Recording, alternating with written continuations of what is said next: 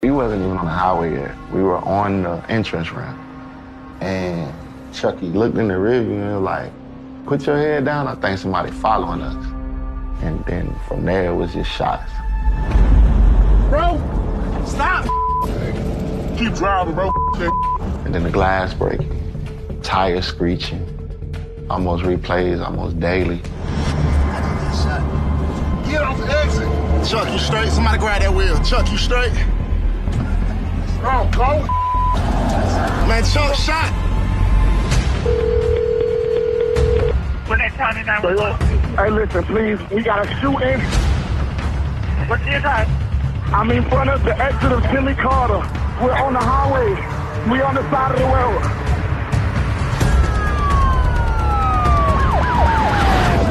Right, baby, we here. We here, Chuck. We here. Hey, Chuck. Chuck, you do this. I think we need to start something. Please, man. Hey, Save my dog, man. Go ahead. Save my dog, man. Hey, stay with me.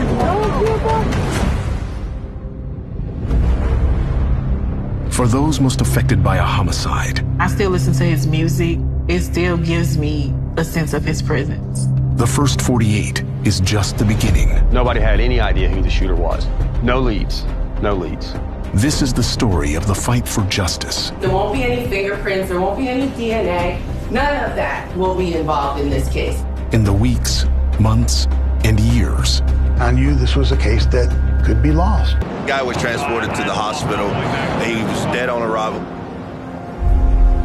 When I arrived on scene, I knew I had my work cut out for me. But one step leads to another step, and it just kind of expands. And that's how we work to find justice for the victim. 33-year-old Corey DeTiche was a Houston-based rapper known by the stage name Chucky Trill. He's survived by his wife of 3.5 years. Car got sprayed. You're looking at 1, 2, 3. The Suburban was shot 8 times. Chucky was struck in the thigh and abdomen. There were bullet holes from the front, headlight area, all along the driver's side, and it stopped at the rear door. But there's no shell casings, there's very little evidence. So it was frustrating, you know, not much out there. Driver's the victim? Yeah. We have more guys back there. None of everybody else in the car gets hit. According to the passengers, they were driving down the highway when another vehicle opened fire. If no one's armed, it tells me a lot. They're not going to confront anybody, and they're really not expecting any trouble. We're going to transport to headquarters and find out what the story is. Okay.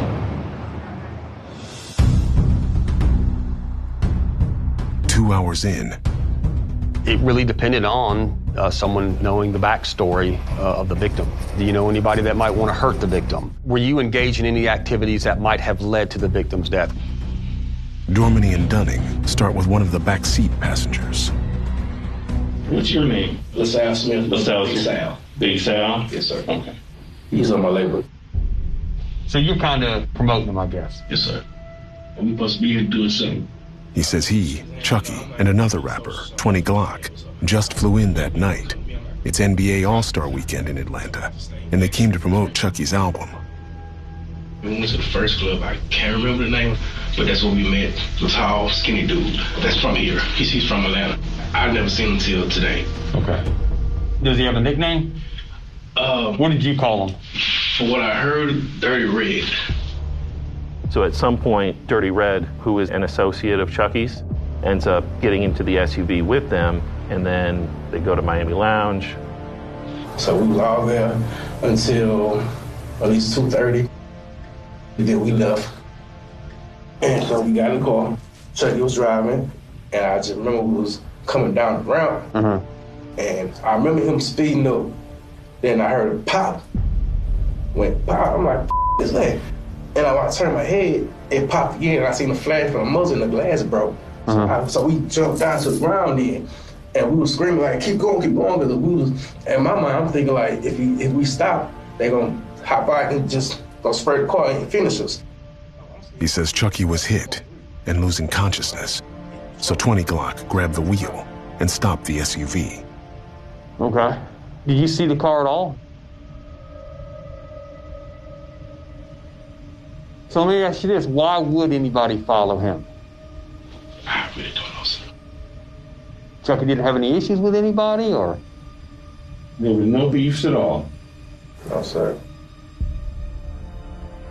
As a detective, you're sitting here thinking, you've only been in Atlanta for 6 to 8 hours, and the vehicle you're driving in gets shot up. Something happened. Something put this into motion. I'm sure you would tell me if that was the case, right? Okay. Because I was scared for my life at this point. Absolutely. And Chucky lost his life. You didn't know that? He's passed away.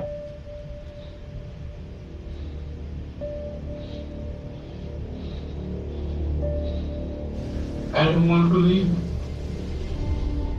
That's a normal reaction. It tells me that he's probably telling me everything that he knows. He's not trying to hold back anything. So that's the kind of reaction I want to see. Well, I'll tell you what, I'm going to give you a second here, and we're going to go talk to the others, okay? Oh, but...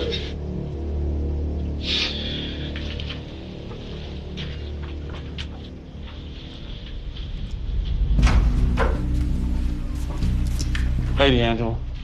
Dorminey and Dunning now turned to 20 Glock. Why do y'all suspect something like this was going to happen? As far as I know, like, it seemed like a setup. I got an itchy vibe when that dude that's, I guess, live here, rolled with us. I just didn't feel right around him. Just based on what he said and what I saw tonight. He thinks Dirty Red may have been involved in the shooting. Chucky had introduced him to the group that night. I feel like it was set up. When we was at the club, I noticed he said, "Who ride in the front seat?" So as we go to the club, we leave, we come out, he's sitting there very, very back this time. And it seemed like when all they went down, like it went directly aimed towards the front. Dirty Red was a stranger to the group. There was no issues leading up to leaving the club. So if anybody was in cahoots with the suspect, it would have been Dirty Red because he's a new guy. And where Dirty Red was in the back seat of the SUV, there were no bullet holes. So getting back to the shooting on the highway, car, truck, SUV. It was more definitely his car. Okay. What color was the car? Probably gray. So in your mind, this must have been some sort of planned event? It had to be planned. The fact that Dirty Red might have been involved started weighing on me, but it's very hard to go in there with a strategy to get that out of him when I myself don't know the details. How much do you know about what happened? I hosted an event tonight at Living Room, and Chucky was like, "Come with me, I'm gonna go. I got another, it's another artist." We had to be there for about an hour and a half, maybe 2 hours. Walked out the club, get in the car. He like, "What strip club's popping?" I'm like, "I don't even know what's over here." I wasn't comfortable with some of the answers we got from Dirty Red. This last second of him hopping into the SUV made me feel there's a possibility that he had involvement. So who would set up this guy? I don't know. If this was some sort of a hit, could there have been a communication between him and somebody in the back seat? And maybe that's why the bullet holes lined up the way that they did. I can't tell you who targeted this.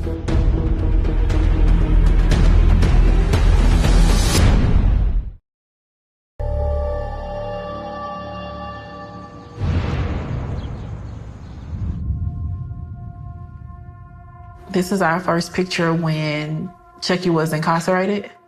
It may look like we're side by side, but he's behind the glass. I met Chucky when he was incarcerated with my brother. So for 2.5 years, we had just been talking through the glass. One time we were able to sneak a kiss. Then I'm like, I love him even more. It was a good feeling though, great feeling. Chucky served 8 years for assault with a deadly weapon. After he got out of prison, he turned his life around by focusing on his music. Here's a picture after one of his performances. Chucky wasn't a troublemaker. He didn't have any enemies. His image may portray to someone that he's this hardcore gangster, but if you knew Chucky Trill, you knew that he was a sweet, loving, gentle teddy bear. That's why at the hospital, when I found out that Chucky was killed, I still couldn't believe it.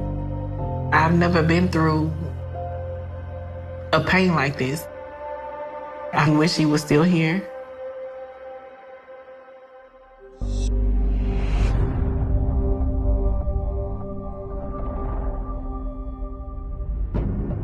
Four hours into the investigation. So if I had to focus on something, who would I focus on? Who would you tell me to focus on? The car shot up pretty good, okay? So someone wanted to kill somebody, okay? I want to see him deny it to the T, essentially, that no, that's crazy, I didn't have anything to do with it. So let's just say your group was targeted tonight. Who do you think was the one that was going to be targeted? You think it was Chucky?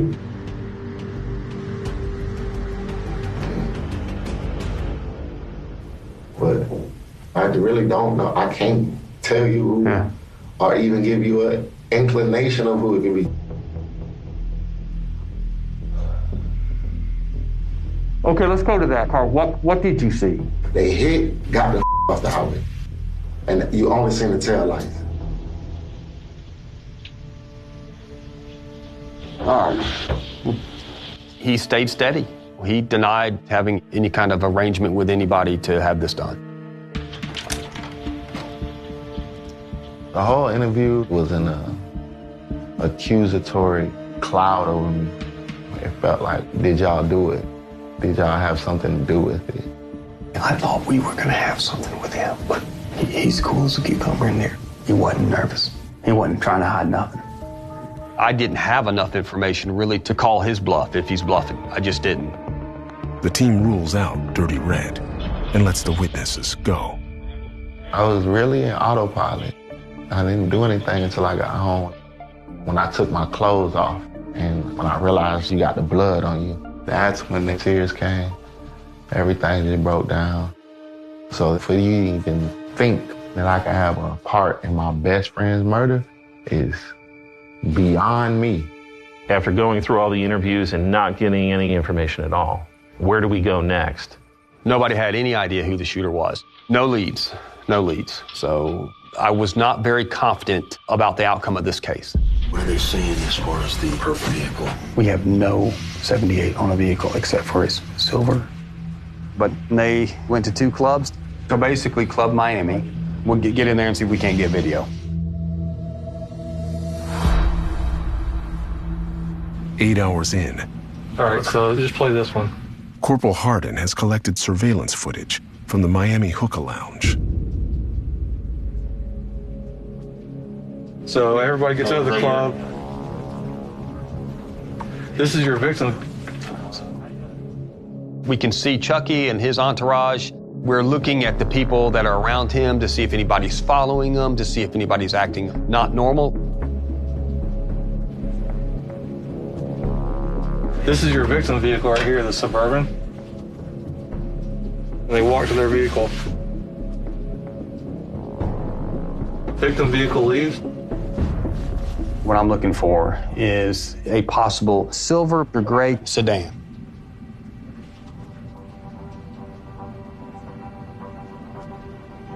Right here. The dark charcoal or dark gray car. Within a few seconds, that silver vehicle follows Chucky's SUV out of the parking lot for the club in the direction of the interstate. Go back. That's the vehicle right here? Yeah. The same car entered the lot 20 minutes before Chucky left the club.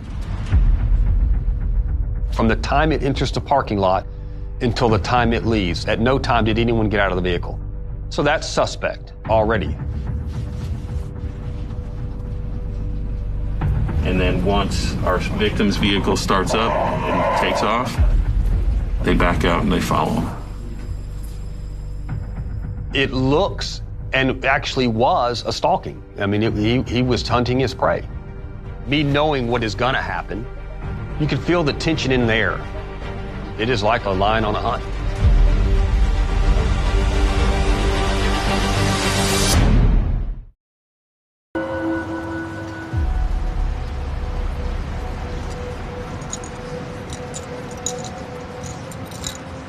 This is the entrance of the club.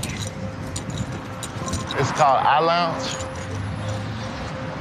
We used to perform at this spot. This is where we met. The first time I really got a chance to link and get to know who Chucky was as an artist. I became a fan here. When me and him hit the stage, I would feed off of his energy.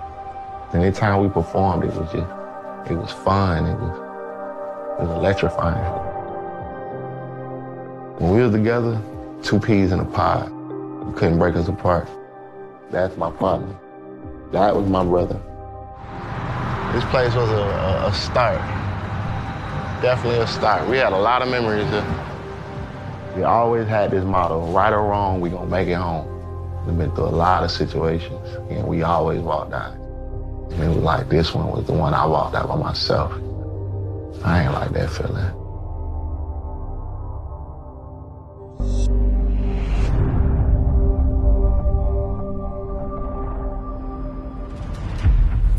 The 11 hours since Chucky's shooting death. These guys came here and waited on him. That's straight up hit. I need to find out a motive, a relationship between the victim and the suspect. See, looks like a BMW to me. I just need a tag.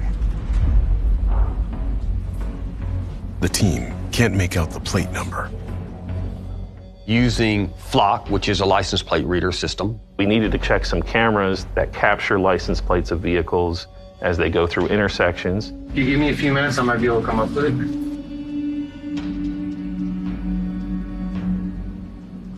Then, as news of Chucky's murder spreads. So what was going on in his life that would warrant someone doing something like this to him? That's what I wanted to talk about. A tipster comes forward. So he was, I would say like a middleman between like drug trafficking. According to the tipster, Chucky made extra money selling cocaine to a man from Detroit. So last year, back in July, the guy came to Houston. Well, this time the distributor didn't have any drugs. So Chucky contacted somebody else. On this particular day, they were meeting some new providers, so to speak. So they met up with these two people. Chucky gets in the backseat. Chucky was in the car negotiating with these individuals. And now they're dealing with $80,000. Okay. But Detroit, he didn't want to dally around too much. He just wanted to pay these guys the money and get his drugs. And he threw the money to the guy front seat. He threw it in his lap. Detroit tossed the 80 grand to the new suppliers before Chucky had the drugs. And the car drove off with the money and Chucky, went down the street, stopped, got out, pistol whipped Chucky, and had him walk back to where Detroit was. He was like, man, they robbed me. Chucky had a necklace that he still had on his neck. And Detroit's like, well, why didn't they take your chain if they robbed you? Detroit probably thought that Chucky was complicit in this drug transaction where he was ripped off. 2 weeks later, Chucky got a call from someone he knew. He told me, man, somebody just came up to me and offered me $10,000 to kill you. Chucky, he paid Detroit back half of his money. He owed him like $35,000. Okay, and you don't know his real name? No. His nickname is Leg. I think they call him because he doesn't have legs. I guess he was hit by a train. Is it double amputee or? Mm-hmm. He had fake legs. everything changed on a dime. I went from really feeling not good about the case to thinking that we were getting close to knowing who did it. Before Dorminey can follow up on Legs, As soon as I found this, I brought it up to you. results from the license plate readers come in. I ran all BMW silver, gray on a flock. We see this gray BMW go through the intersection up there near 85 and Indian Trail, which is close to Miami Lounge, around the time of the homicide. They compare the images from Flock to the video from the Miami Hookah Lounge. Yeah, that's the car. There you go. Then on the front of it, there is a tag. Pulled history of the vehicle. 90 minutes earlier, at 1 a.m., the same BMW also hit near the first club that Chucky went to. I conducted a search on the vehicle registration and the driver's license. James Thomas. I just remember getting that return and pops on my screen that on his driver's license there's a restriction. Prosthetic aids required. That's on his because license. he's a double amputee. That's Legs. I looked at Dunning and I said, this is it. This is our suspect.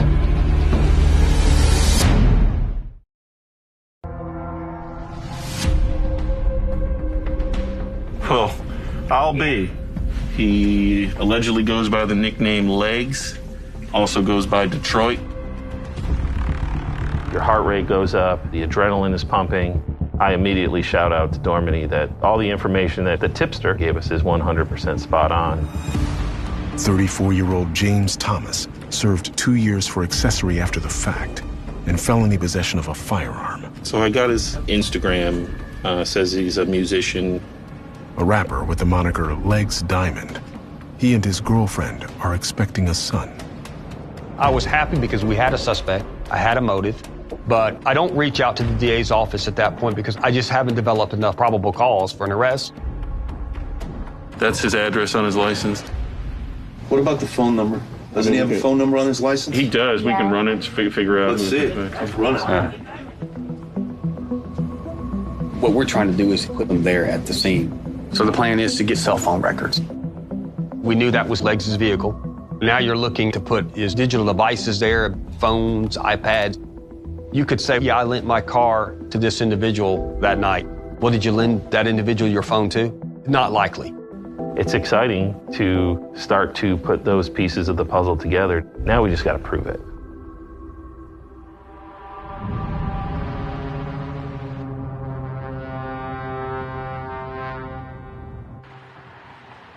Almost 4 months later, I got my geofence here, I got my Google response, I got the tower dump.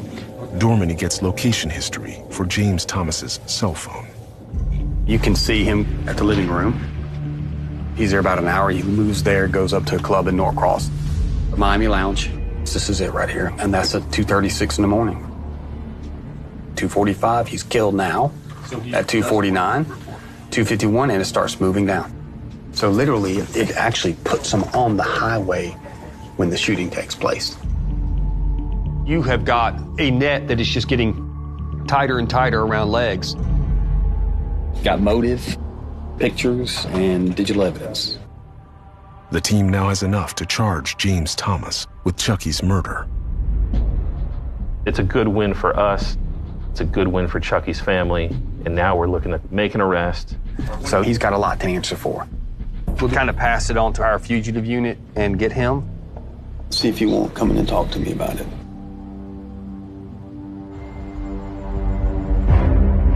After a month and a half of searching, Yes. They gave me a call and said, hey, we got him. He was arrested at the Atlanta airport. You know, what am I wanted for? I ain't dropped murder yet. I just said aggravated assault. He's like, well, I ain't never been in Gwinnett County. Dorminey heads over to the jailhouse to interview Legs. He didn't even give me that chance. He looked at me up and down. He said, I know who the you are and I ain't talking to you. I'm going to talk to my attorney. Anytime you were able to make an arrest, it's a good feeling. And now we look to get a successful prosecution through courts. I was worried when I initially got this case because there were no eyewitnesses who could say James Thomas was there. When you're dealing with a case that is based on circumstantial evidence, the jury may find themselves wanting more. We had to show the motive. He told me, somebody just came up to me and offered me $10,000 for Julian. The motive came from this drug deal gone bad, but no one knew who gave the police the information, other than the police and our office. The tipster's identity had been concealed for their safety. We did eventually speak to them about a week prior to the trial. Who was the tipster? That person was Cherish Detige, who was Chucky Chill's wife. When he told me that he needed me to testify, I instantly told him no. I was like, can you just use the footage from my initial interview with Detective Dorminey? The chances were astronomically against us winning without Cherish's testimony. Without her, the conviction wouldn't happen. I was scared to testify.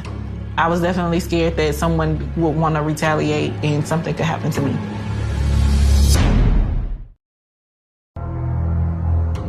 Cherish's dilemma was this. Her husband would not get justice without her.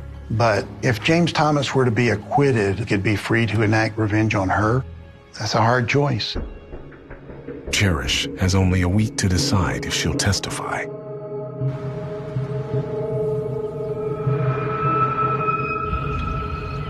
As the trial of James Thomas begins. James Thomas's digital fingerprints are all over this case. At the end of this, you're going to be convinced that James Thomas was a party to this crime. So let's talk about what the evidence is. There won't be any fingerprints, there won't be any DNA. None of that will be involved in this case. You will not see any person in this case say they saw James Thomas that night. And that's important. After opening arguments, You raise your right hand. Cherish takes the stand. I wanted Leg to answer for the decisions that he made. She found the courage, and she did agree to testify. Did Corey say what they did to him while he was in that car? Corey said that they took the bag that contained the 2 bricks of cocaine.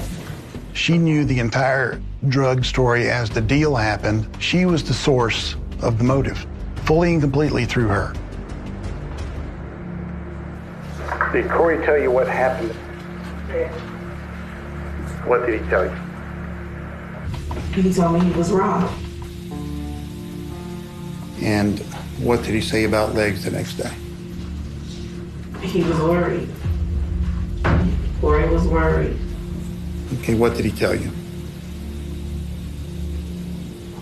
He gotta get him his money back. I was trying so hard to keep my composure. It was just like reliving the whole situation over again. Sorry. It was heartbreaking. But overall, she did well. If motive is established, especially in a case like this, you're a long way towards getting a guilty verdict. But on Nicole Fagan's cross-examination, Your testimony is that he's in the vehicle drives off, and he's pistol whipped, right? Correct. But Chucky didn't have any busted lip, right? Correct. No indication of being pistol whipped, correct? Correct. No indication of there being a robbery besides what he told you, right? Correct. She wanted to make me out to be this liar, make my story be unbelievable. So ultimately, you weren't there and you don't know who shot Chucky, right? Correct. I was concerned that Nicole Fagan had created reasonable doubt as to whether Cherish was a credible witness. So finding another way to substantiate that story about the Houston drug deal gone bad is critical. It's critical. It turned out that there was a second person who could give us more information about the motive for the murder. He told me that 20 went to purchase a razor blade to cut the 2 bricks of cocaine open to make sure that it was real. And who is 20? 20 is Corey's friend. 20 Glock was at the Houston drug deal. As far as I know, It seemed like a setup. He was there to back up Chucky. So the thing 20 Glock could do that Cherish could not do was establish that Legs was at that scene. But you never know what's going to happen when a witness actually takes the stand. Do you see anybody from that day in the courtroom? If I'm mistaken him, I just remember Tron. That's all I remember is dude named Tron. He kept talking about some other guy named Tron who was also bald, like James Thomas. Okay, I'm not asking a name. I'm asking, do you recognize anyone in the courtroom from that day? I'm mistaken. I think I saw him, but I don't really recall. 20 Glock had a serious case of amnesia. He was suddenly very confused. Your testimony now is that you never even saw Legs there, right? I really don't know who the guy is. Okay. You're not aware, are you aware of any drug deal that happened in Houston? If it was a drug deal, it was done under my nose, but I don't recall no drug deal. When 20 Glock did not come through with his testimony, that's understandable because given the situation, he's scared. Unfortunately, I would consider his testimony a win for the defense.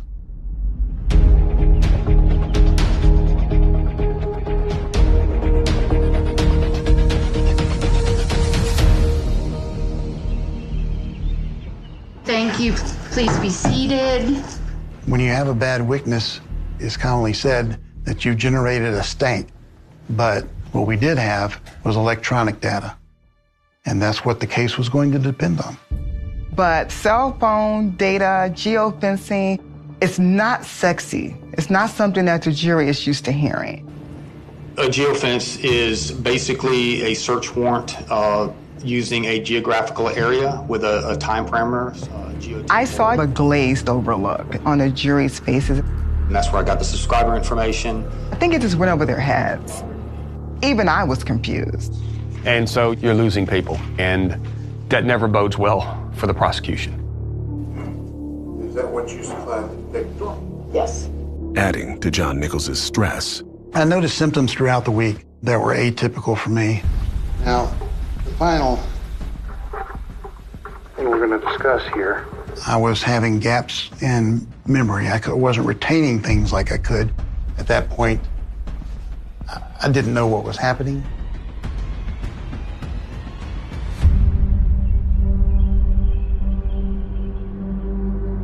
Then on the last day of testimony, my chest started getting tighter and tighter. My breath became shorter and shorter. You could see that he was a little clammy. He just didn't look right. Your Honor, let me approach. Sir. I wrote a note at that point to the judge that I was having tightness in my chest, and I just needed a break. Hey, can you get EMS in here? He had all the symptoms of having a heart attack. So very, very upsetting. The first thing that flashed through my head is, I hope John's okay. And the very next thing was, what are we going to do with this trial?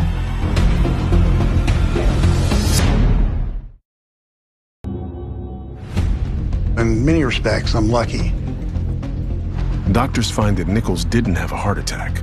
Instead, his blood pressure had spiked. Lucky that it wasn't worse, but I knew the trial might continue without me, and I was a little concerned about that. Good afternoon, ladies and gentlemen. I hope you enjoyed your lunch. That decision is up to the judge. So unfortunately, this case cannot go forward, and I granted a motion for a mistrial.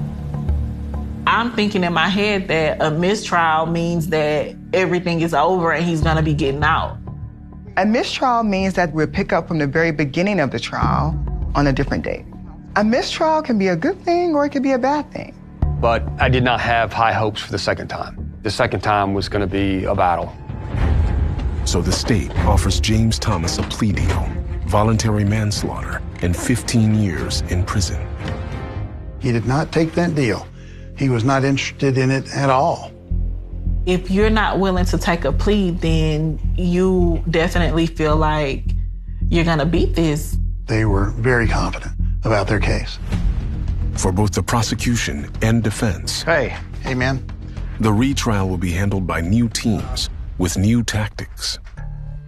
It started with the feedback from the prior jury. They felt it was taking too long for the full picture to come into focus. But we did get a second chance, essentially, at it, to try a new strategy. All right, who was the first civilian? Pretty sure that was Cherish. Right. I wanted to get fewer exhibits, condense the case down to fewer witnesses, and right after we set the crime scene, I believe we moved on to Cherish to give the motive. I was ready to give it a crack.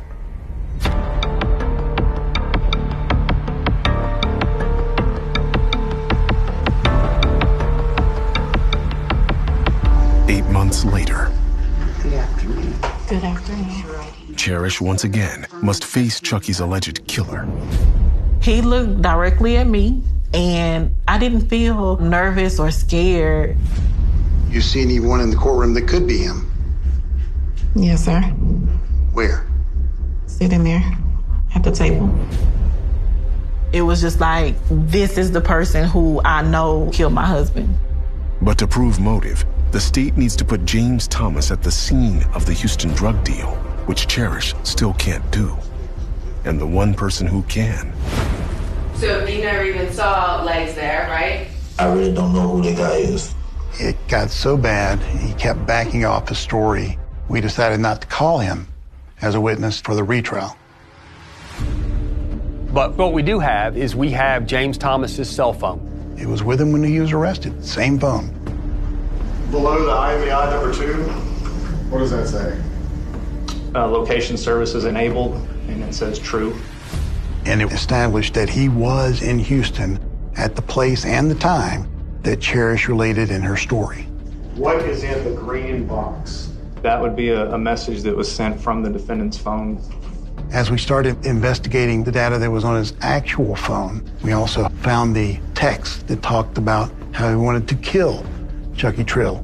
Okay, and could you read that into the record? When I get Trill gone, I'm gone. When I get Trill gone, I'm gone. In other words, once he got Chucky killed, he was going to leave Houston. That's a direct threat on Chucky Trill's life.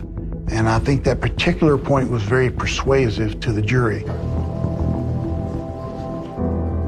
But during the defense's closing, they immediately went to the lack of evidence. You have to decide if proof beyond a reasonable doubt is a case where there is no murder weapon, there is no eyewitness. So I knew this was a case that could be lost.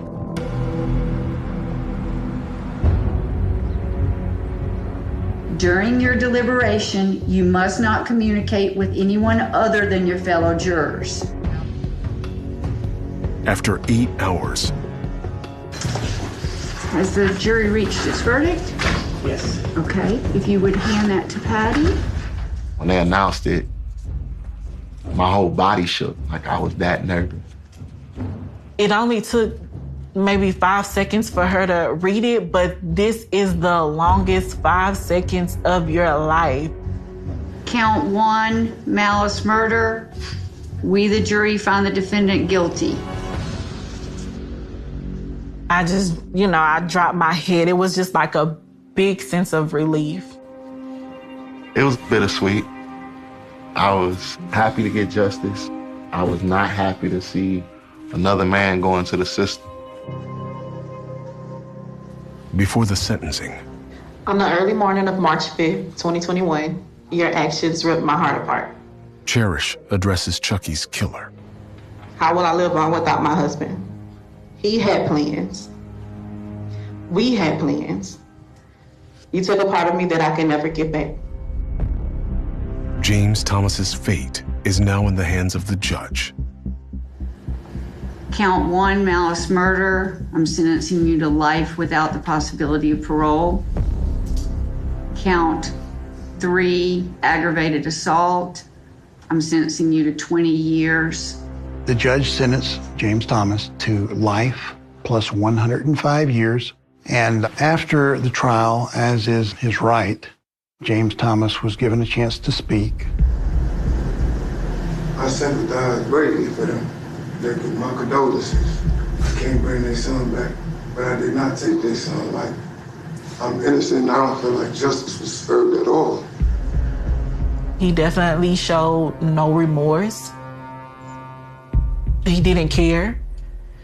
I feel like he's where he should be. And I hope it remains that way.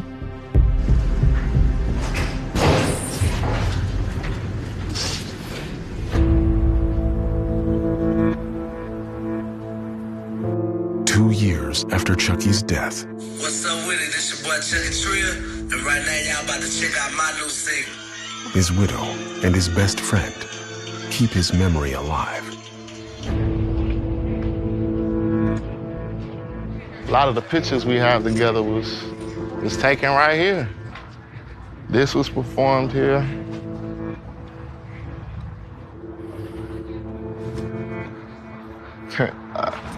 Is it tough to look at those?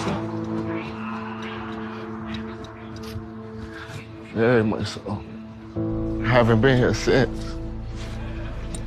Chucky took a part of me when he left. That's why I wear sunglasses. I have to hide the pain. I have to hide the pain. Even though it's been, a while since he's been gone, I still listen to his music, especially the songs that he dedicated to me. It still gives me a sense of his presence. And I'll just smile and I'll say, I miss you too, baby. Or I love you too, baby. Because it just makes me feel like he's thinking of me and I'm thinking of him too. The body had been left on Kilvert Street. It was June 20th, 1987. Warwick, Rhode Island. A woman named Rhonda Lee Travers was dead. And whoever had killed her was gone. There was no courtroom answer waiting. No confession. No final explanation. Only a body, an abandoned trail of questions, and a city that had already begun to fear that something much darker was happening. Rhonda had last been seen in Providence.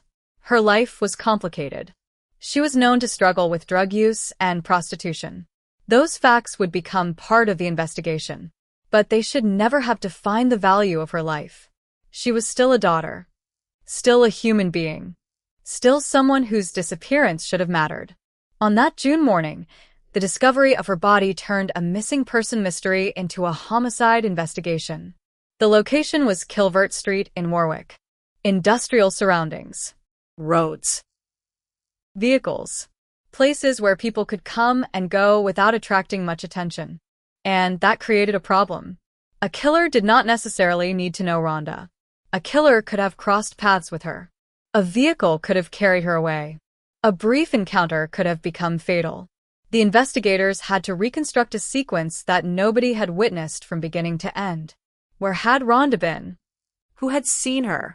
How had she reached Warwick? Who had driven her there? And most importantly, who had killed her? Those questions would remain unanswered for decades. The case would eventually become part of a larger pattern. Because Rhonda was not the only woman murdered in Warwick during that period. 9 months earlier, another young woman had been killed. Her name was Kathy Perry. Kathy was 20 years old.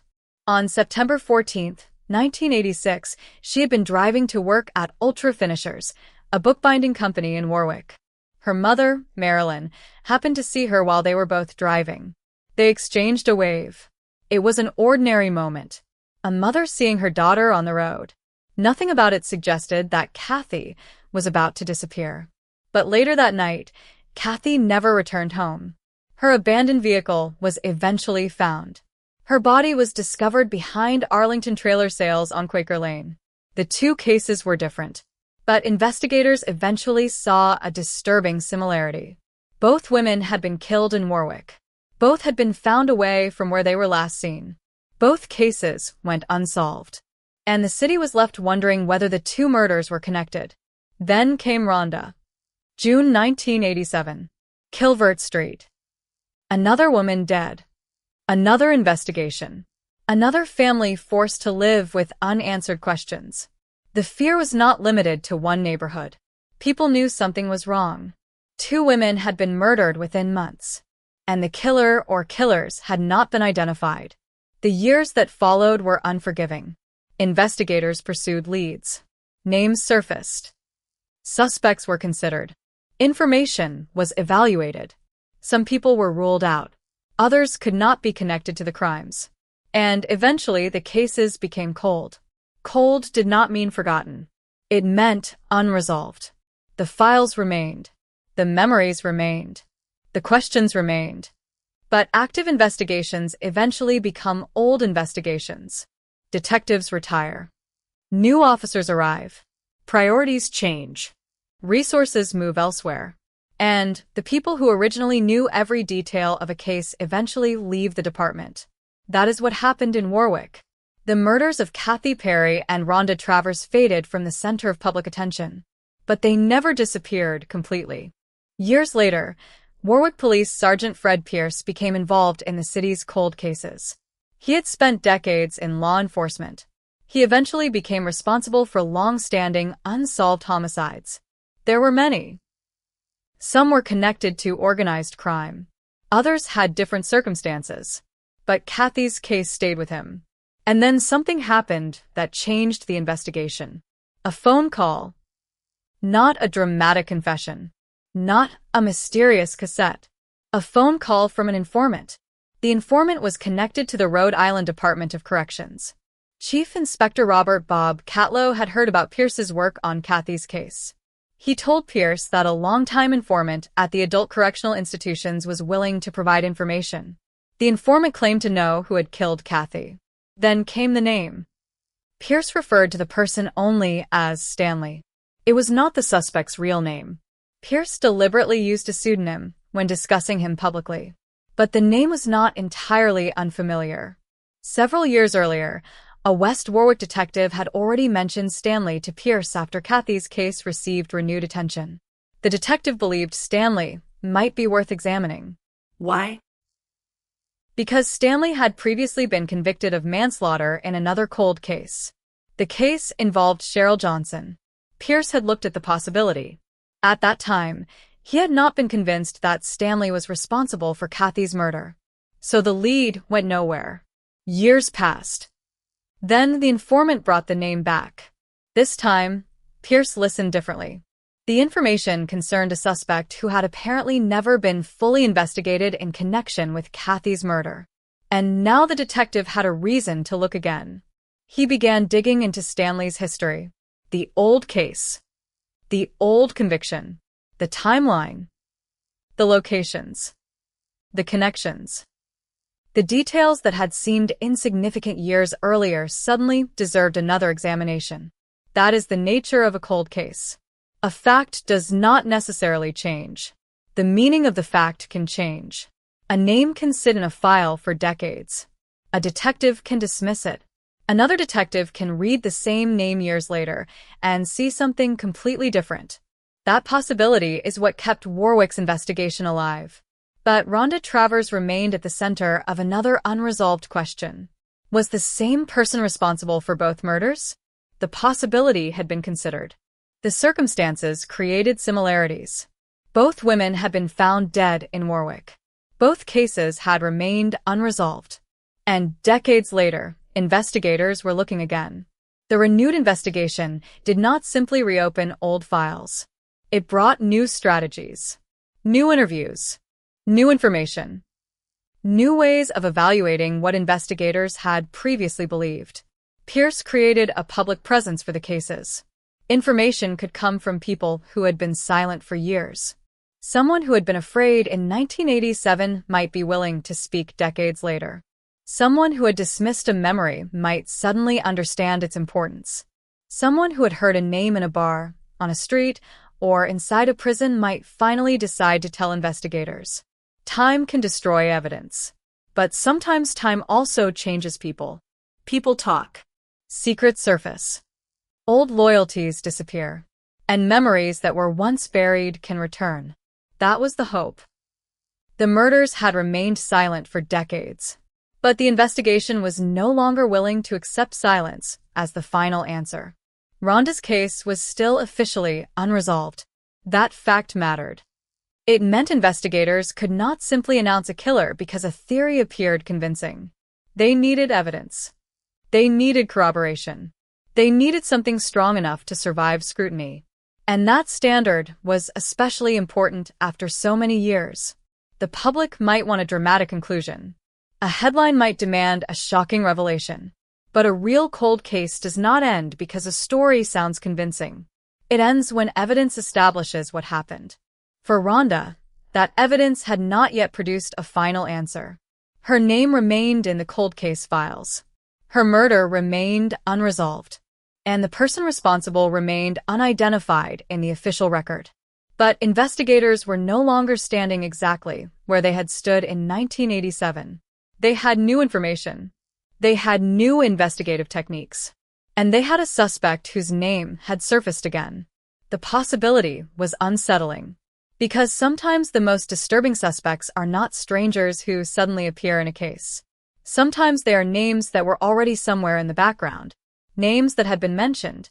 Names that had been considered. Names that had once seemed irrelevant. Then something changes.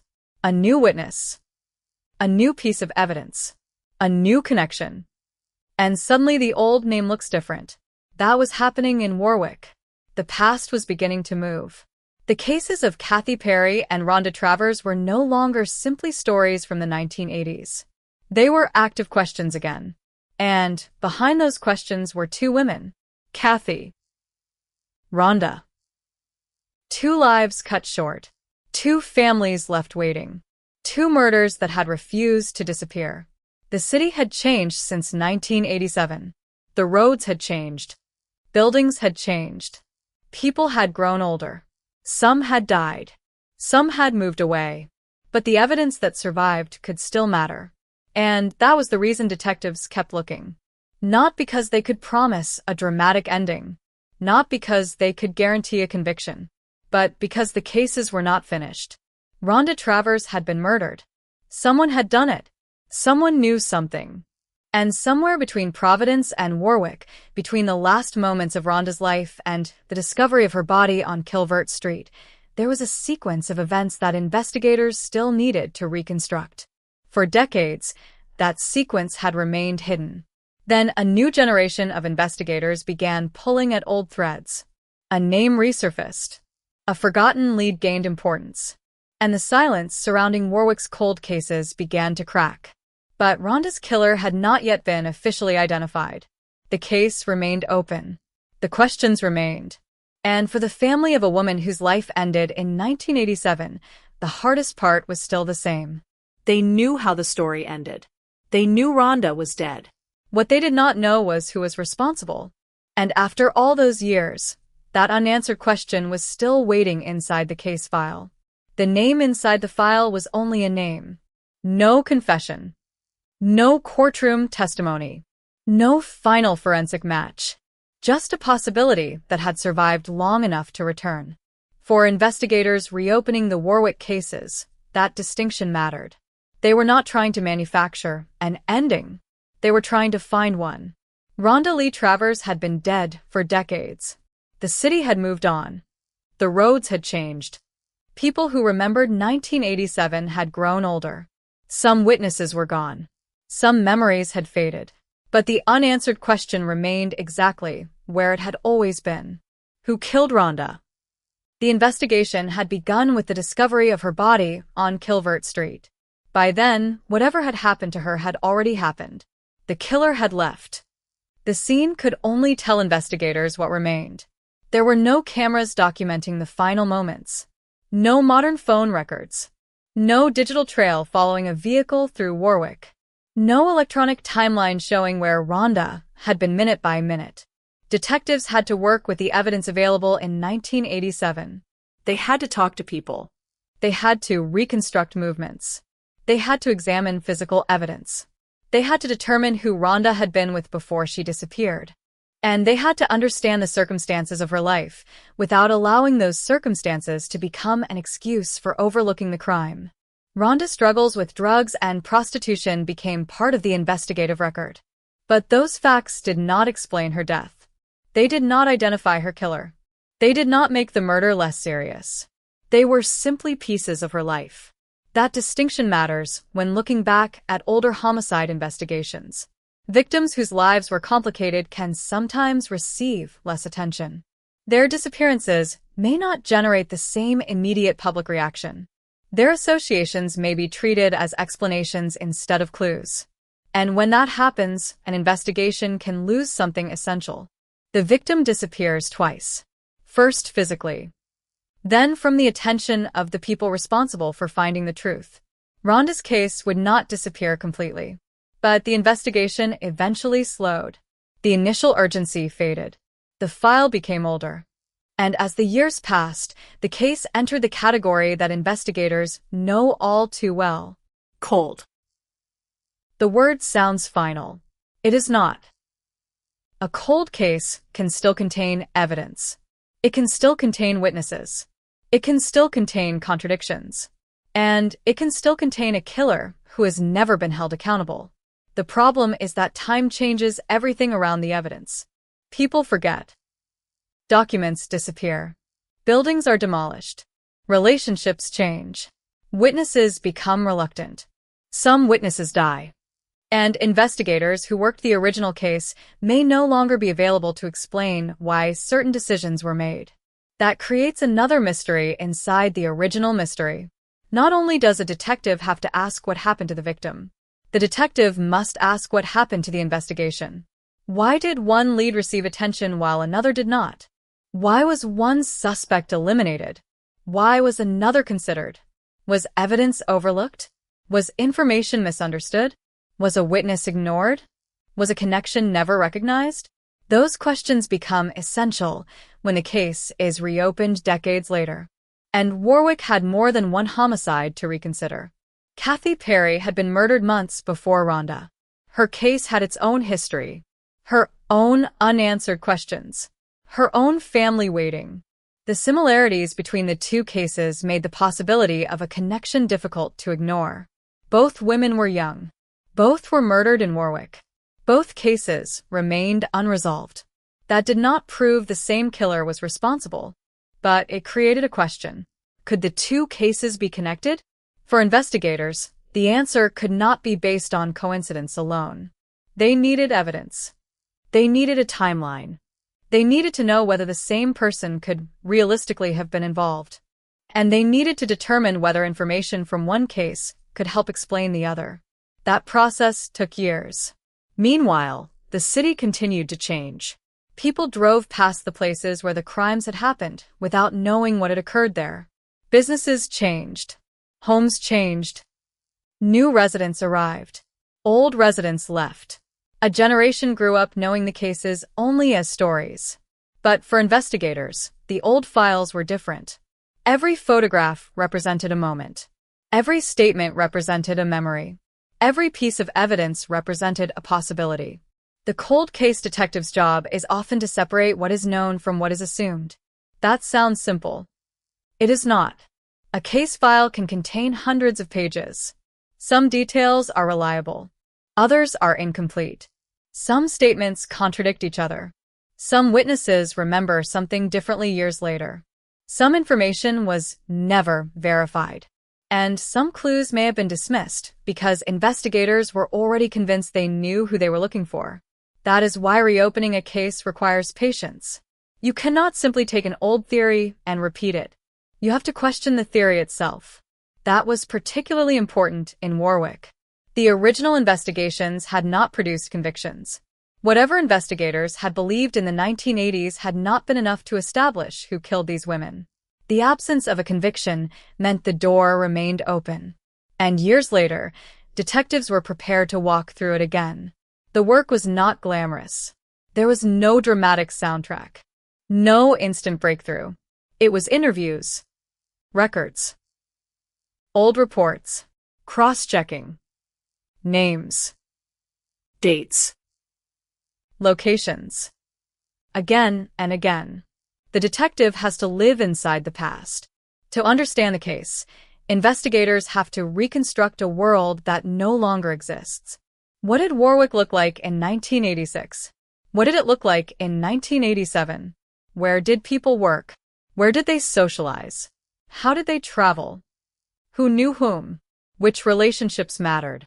Which people had access to the victims? Which people had motive? Which people had opportunity? and which people had simply been overlooked? That final question can haunt a cold case. Someone may have been interviewed decades earlier.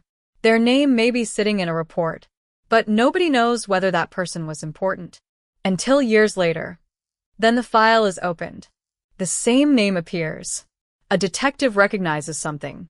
A connection emerges. A question is asked again.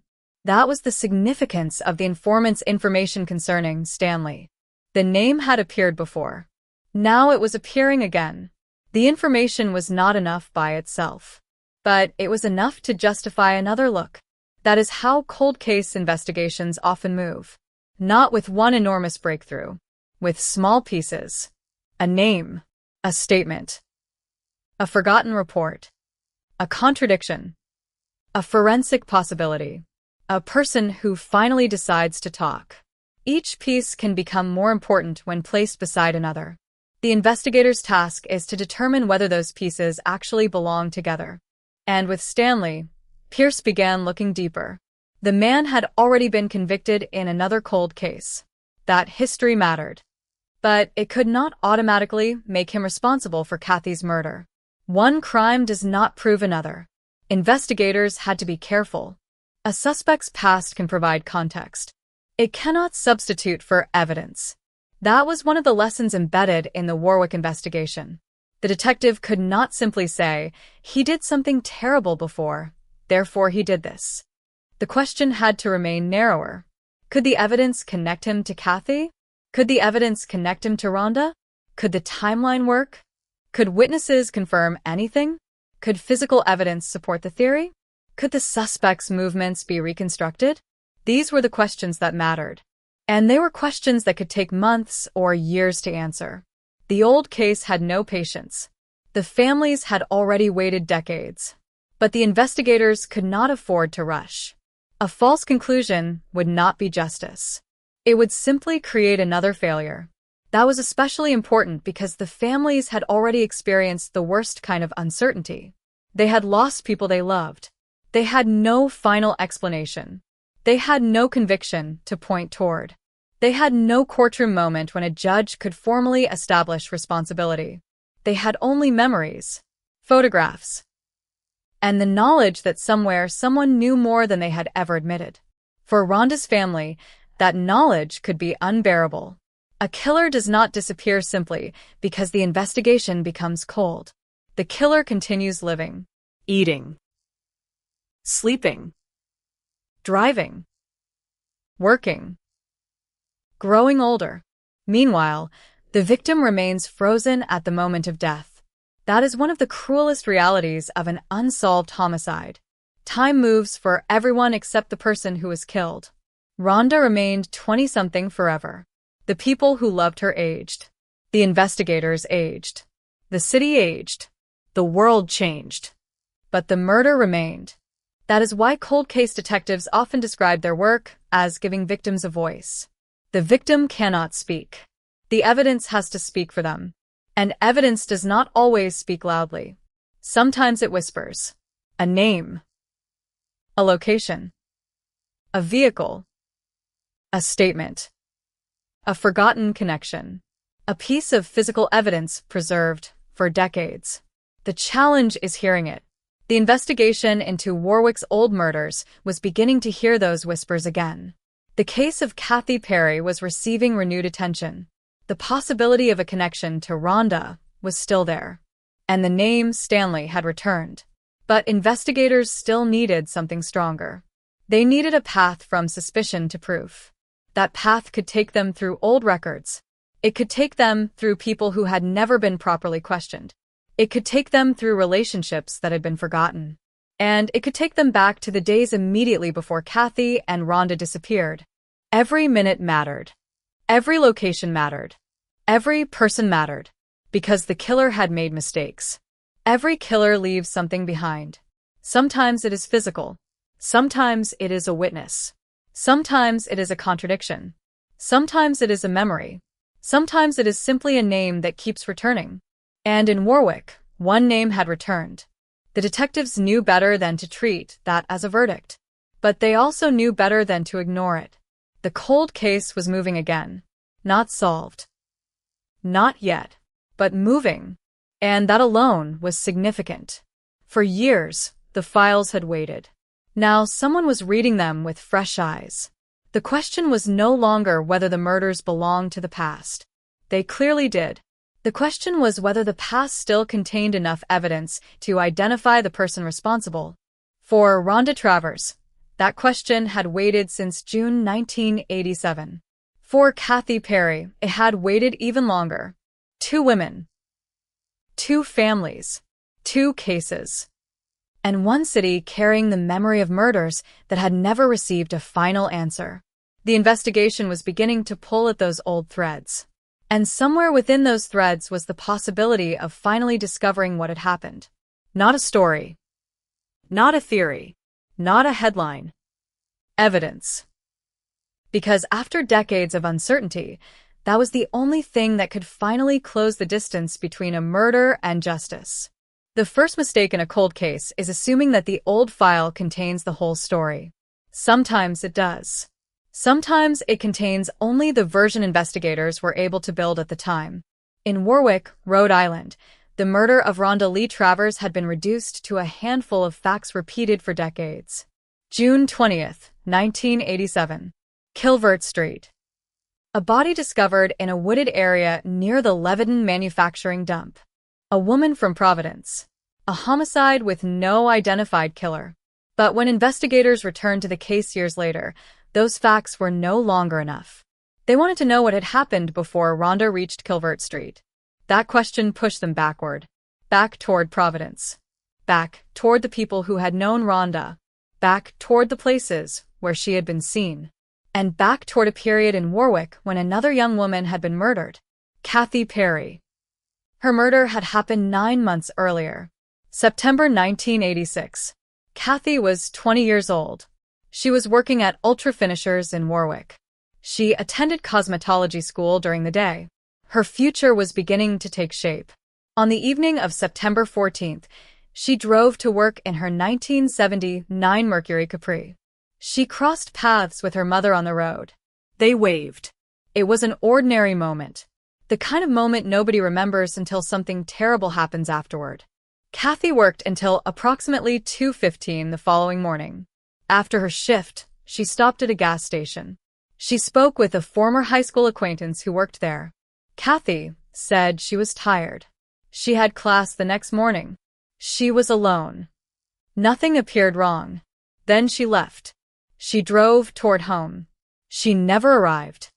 Around 2 hours later, police received a call about an abandoned vehicle on Route 2 South. Kathy's Mercury Capri was there.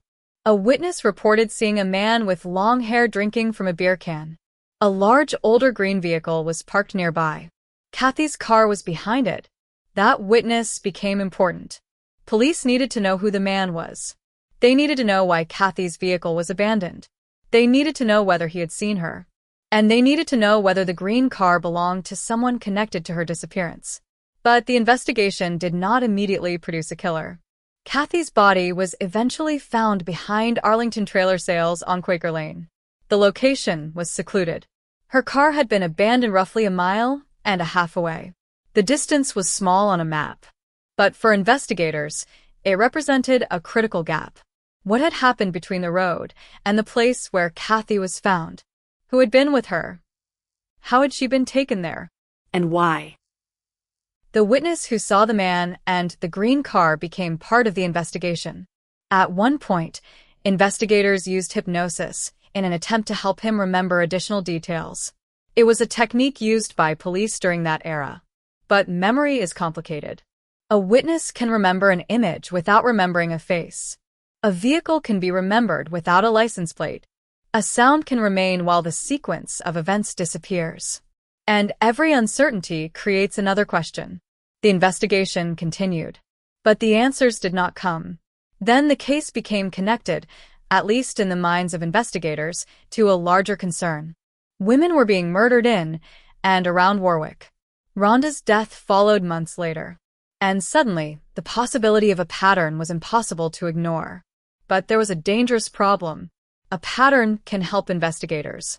It can also create assumptions. If two cases look similar, detectives naturally ask whether one person could be responsible. That is reasonable.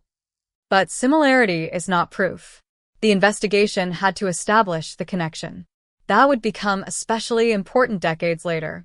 Because when Fred Pierce reopened the cases, he did not simply ask whether Kathy and Rhonda had been killed by the same person. He began asking a different question.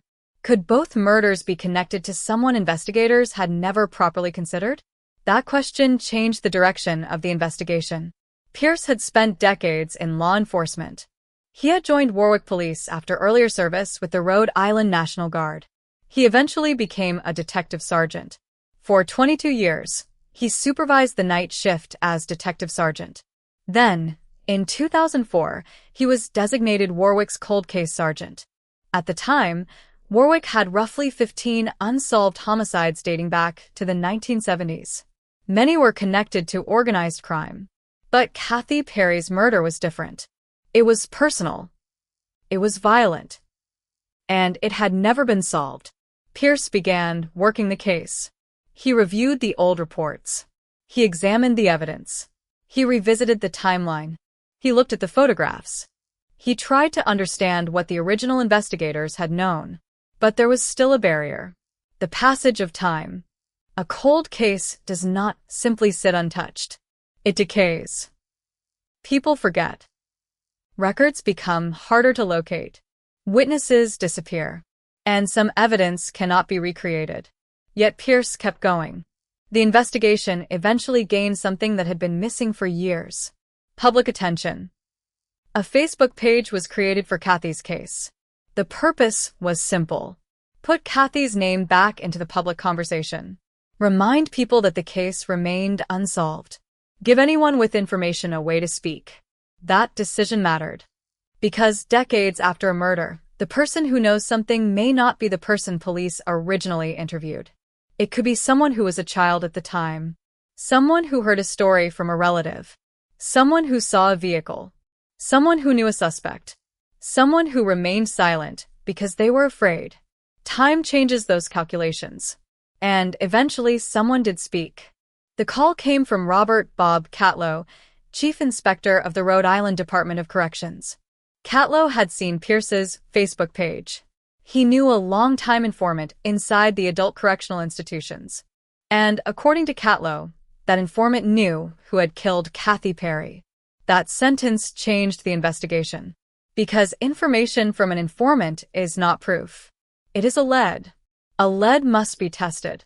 But the name attached to the information immediately caught Pierce's attention. Stanley. That was the pseudonym used for the suspect. It was not his real name. Pierce had requested that the real name not be publicly used. The reason was simple. An accusation is not a conviction. A suspect's identity should not become public merely because someone claims responsibility. But the name itself was not completely new to Pierce. He had heard it before. Years earlier, after local reporting about the reopening of Kathy's case, a West Warwick detective had contacted him. The detective had suggested Stanley deserved attention. Why? Because Stanley had previously been convicted of manslaughter in another cold case involving Cheryl Johnson. Pierce investigated the possibility. But at the time, he was not convinced Stanley was responsible for Kathy's murder. The lead did not develop. Then the informant called, and the same name returned. This time, Pierce reacted differently. He later reflected on how much time he might have lost by not paying closer attention when Stanley had first been mentioned. That realization became part of the investigation's turning point. Because now Pierce had two separate reasons to examine the same man. One had come from another detective. The second came from a long-time correctional informant. Neither was enough to establish guilt. But together, they justified another look. Pierce went deeper. He examined Stanley's background, his movements, his history, his connections. And he began asking whether the man's life intersected with the circumstances surrounding Kathy and Rhonda. This was where the investigation began to change. The cases no longer existed only as two separate files. They became part of a larger network. Not because investigators assumed the murders were connected, because they began looking for the person who could connect them. Pierce described the breakthrough as overcoming what he called linkage blindness. The important question was not simply whether Kathy and Rhonda were linked to each other. It was whether both women could be linked to their assailant. That distinction was enormous. For decades, investigators had naturally compared the victims. Both women. Both murders. Both locations. But the Rayall breakthrough required investigators to turn the comparison around. Look at the suspect. Look at his life. Look at where he was. Look at who he knew. Look at whether his history intersected with both victims. That is how a cold case begins to move. The investigator stops asking only, what do these crimes have in common? The investigator starts asking, who appears at the center of these facts? For Rhonda, that question was particularly important. Her body had been found on Kilvert Street. She had last been seen in Providence. She had been living a life that exposed her to people and circumstances investigators had to reconstruct carefully. Her belongings were later found in another part of Warwick. Reports also described her body as having been dragged from a vehicle to the location where she was found. There did not appear to have been a struggle at the discovery site. No weapon was found there. Those details did not solve the murder. But they suggested something important. The place where Rhonda was found may not have been the place where she was killed. The killer may have brought her there. That meant investigators had to think about transportation. Vehicles. Routes. People who could move through Warwick without attracting attention. And suddenly, old questions surrounding Kathy's abandoned car became relevant in a different way. Kathy's vehicle. The green car. The witness. The secluded locations. The movements through Warwick. None of these details proved that one man killed both women. But together, they created a framework investigators could test. And testing was exactly what mattered. The cold case could not be solved by intuition. It could not be solved by a dramatic story. It needed corroboration. That was the difference between the old investigation and the new one. The old investigation had been trapped by the limitations of its time. The new investigation had decades of hindsight. It could examine information that had once seemed unrelated. It could compare records. It could use modern investigative methods. And it could ask people questions again. But one question remained. If Stanley had been involved, why had nobody connected him to the murders decades earlier? That question did not weaken the theory. It made the investigation more important. Because sometimes a suspect remains hidden not because investigators ignored every clue. Sometimes the clues existed separately. One detective had one piece. Another detective had another. A witness remembered a vehicle. An informant knew a name. A previous conviction created a background. A cold case investigator eventually placed the pieces beside each other. Only then did a possible pattern emerge. That was happening in Warwick. The investigation was no longer frozen, but it was not solved. Not yet.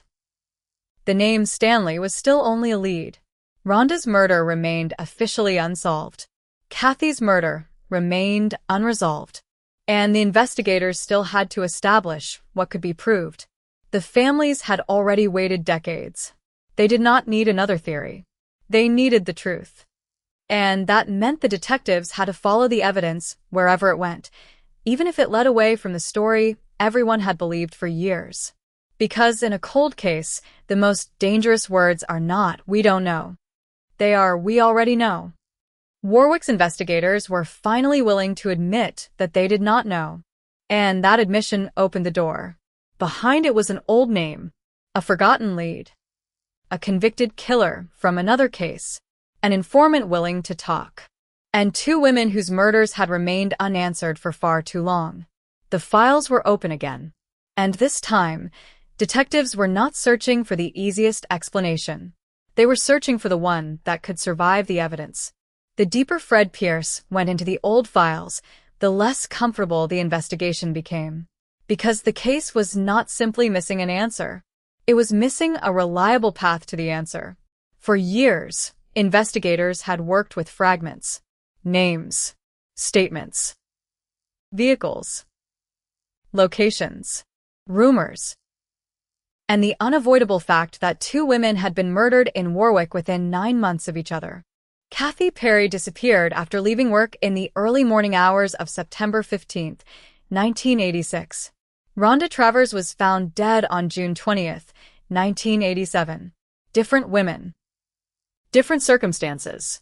Different lives. But the same city. And the same terrible result. No one had been arrested for either murder. That fact remained. The files had never received the final line investigators wanted. Solved. Instead, they carried the word that every family dreads. Unsolved. Pierce understood what that meant. A cold case is not just an old investigation. It is an investigation that has failed to reach the person responsible. That distinction matters, because a case can be old and still active. A detective can retire. A witness can move. A suspect can disappear. But the murder does not disappear. The victim does not disappear. And the unanswered question does not disappear. Pierce had spent years working inside Warwick Police. He knew the city. He knew the department. He knew how investigations could change when years passed. By the time he became the department's cold case sergeant in 2004, Warwick had roughly 15 unsolved homicides dating back to the 1970s. Some were connected to organized crime. Others were different. Kathy's case was one of the cases that stayed with him. There was something particularly disturbing about it. She had been young. She had been working. She had plans. She had been heading home. And somewhere between the gas station and the place where her abandoned car was discovered, everything changed. Her mother had seen her that evening. They had waved to each other. There had been no warning. No dramatic goodbye. Just an ordinary moment that made the disappearance harder to understand. A normal night had turned into a murder investigation. And then there was the abandoned Mercury Capri. The car was found on Route 2 South. The location was only a few miles from Kathy's home. It was also along the route she would have taken. The car was there.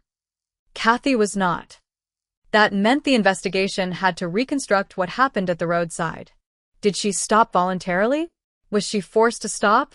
Did someone approach her? Was another vehicle involved?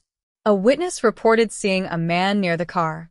He was described as having long hair and drinking from a beer can. An older green vehicle was nearby. Those details became part of the case. But a description from decades ago is not the same as an identification. The witness could provide information, but investigators still needed to determine who that person was, whether the person was connected to Kathy, and whether the vehicle mattered. The investigation continued without a definitive answer. Then Kathy's body was discovered behind Arlington Trailer Sales on Quaker Lane. The distance between the abandoned vehicle and the body created another question. Why there? Why had she been taken away from the road? Who knew the area? Who had access to a vehicle? Who could move through Warwick during the early morning hours without drawing attention? Those questions were not simple. They were pieces of a timeline that had to be rebuilt from almost nothing. And while investigators were still struggling with Kathy's murder, another woman would die. Rhonda Travers. 9 months later, her body was found on Kilvert Street. The case entered the same city, the same era, the same atmosphere of fear. Investigators could not ignore the possibility that the murders were connected. But suspicion was not proof. That became increasingly important as the years passed. A connection between two murders can be tempting. It can give investigators a theory. But a theory can become dangerous if detectives begin forcing evidence to fit it. The task was not to make the cases connected. The task was to determine whether they actually were. That distinction would become central to Pierce's work. He had to approach the cases with the possibility that they were connected, but also with the possibility that they were not. And that meant following the evidence. The original investigation had already produced a long list of people. As Pierce explained, names always come up in homicide cases. People are considered. They are checked. They are ruled out. Sometimes they have alibis. Sometimes evidence points elsewhere.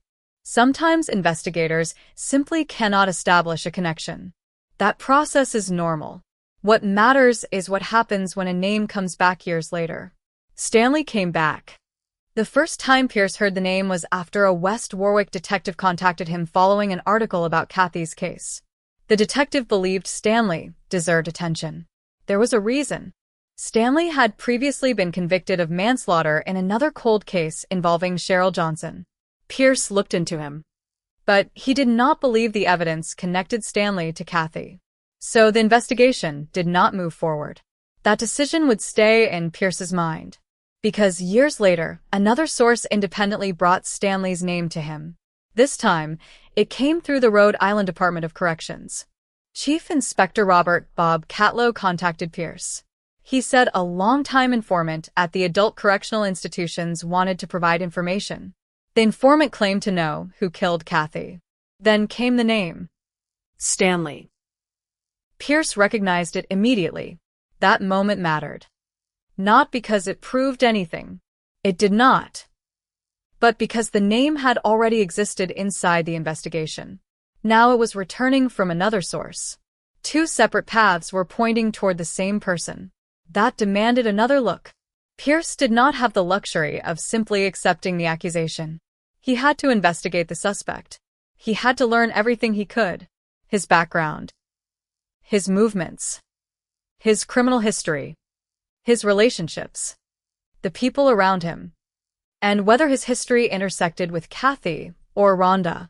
The more Pierce examined Stanley's background, the more disturbing it became.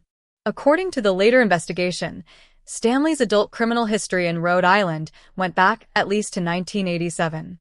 He had been arrested in Cranston on an assault charge involving a dangerous substance. He later pleaded no contest to simple assault and battery. During the 1990s, his criminal history expanded. There were convictions involving first-degree sexual assault, robbery, another first-degree sexual assault conviction, conspiracy to commit robbery, escape, and another violent incident involving a screwdriver. These facts were not proof that Stanley murdered Kathy or Rhonda. They were background. But they changed how investigators viewed the possibility that he might have been involved. His history established that serious violence was not outside his known behavior. Still, Pierce needed more. A criminal record can make a person look dangerous. It cannot establish responsibility for a specific murder. That line had to remain clear. The investigation needed to connect Stanley to the women, to the locations, to the timeline, to the circumstances. Without that connection, the theory would remain only a theory. That was the difficult part.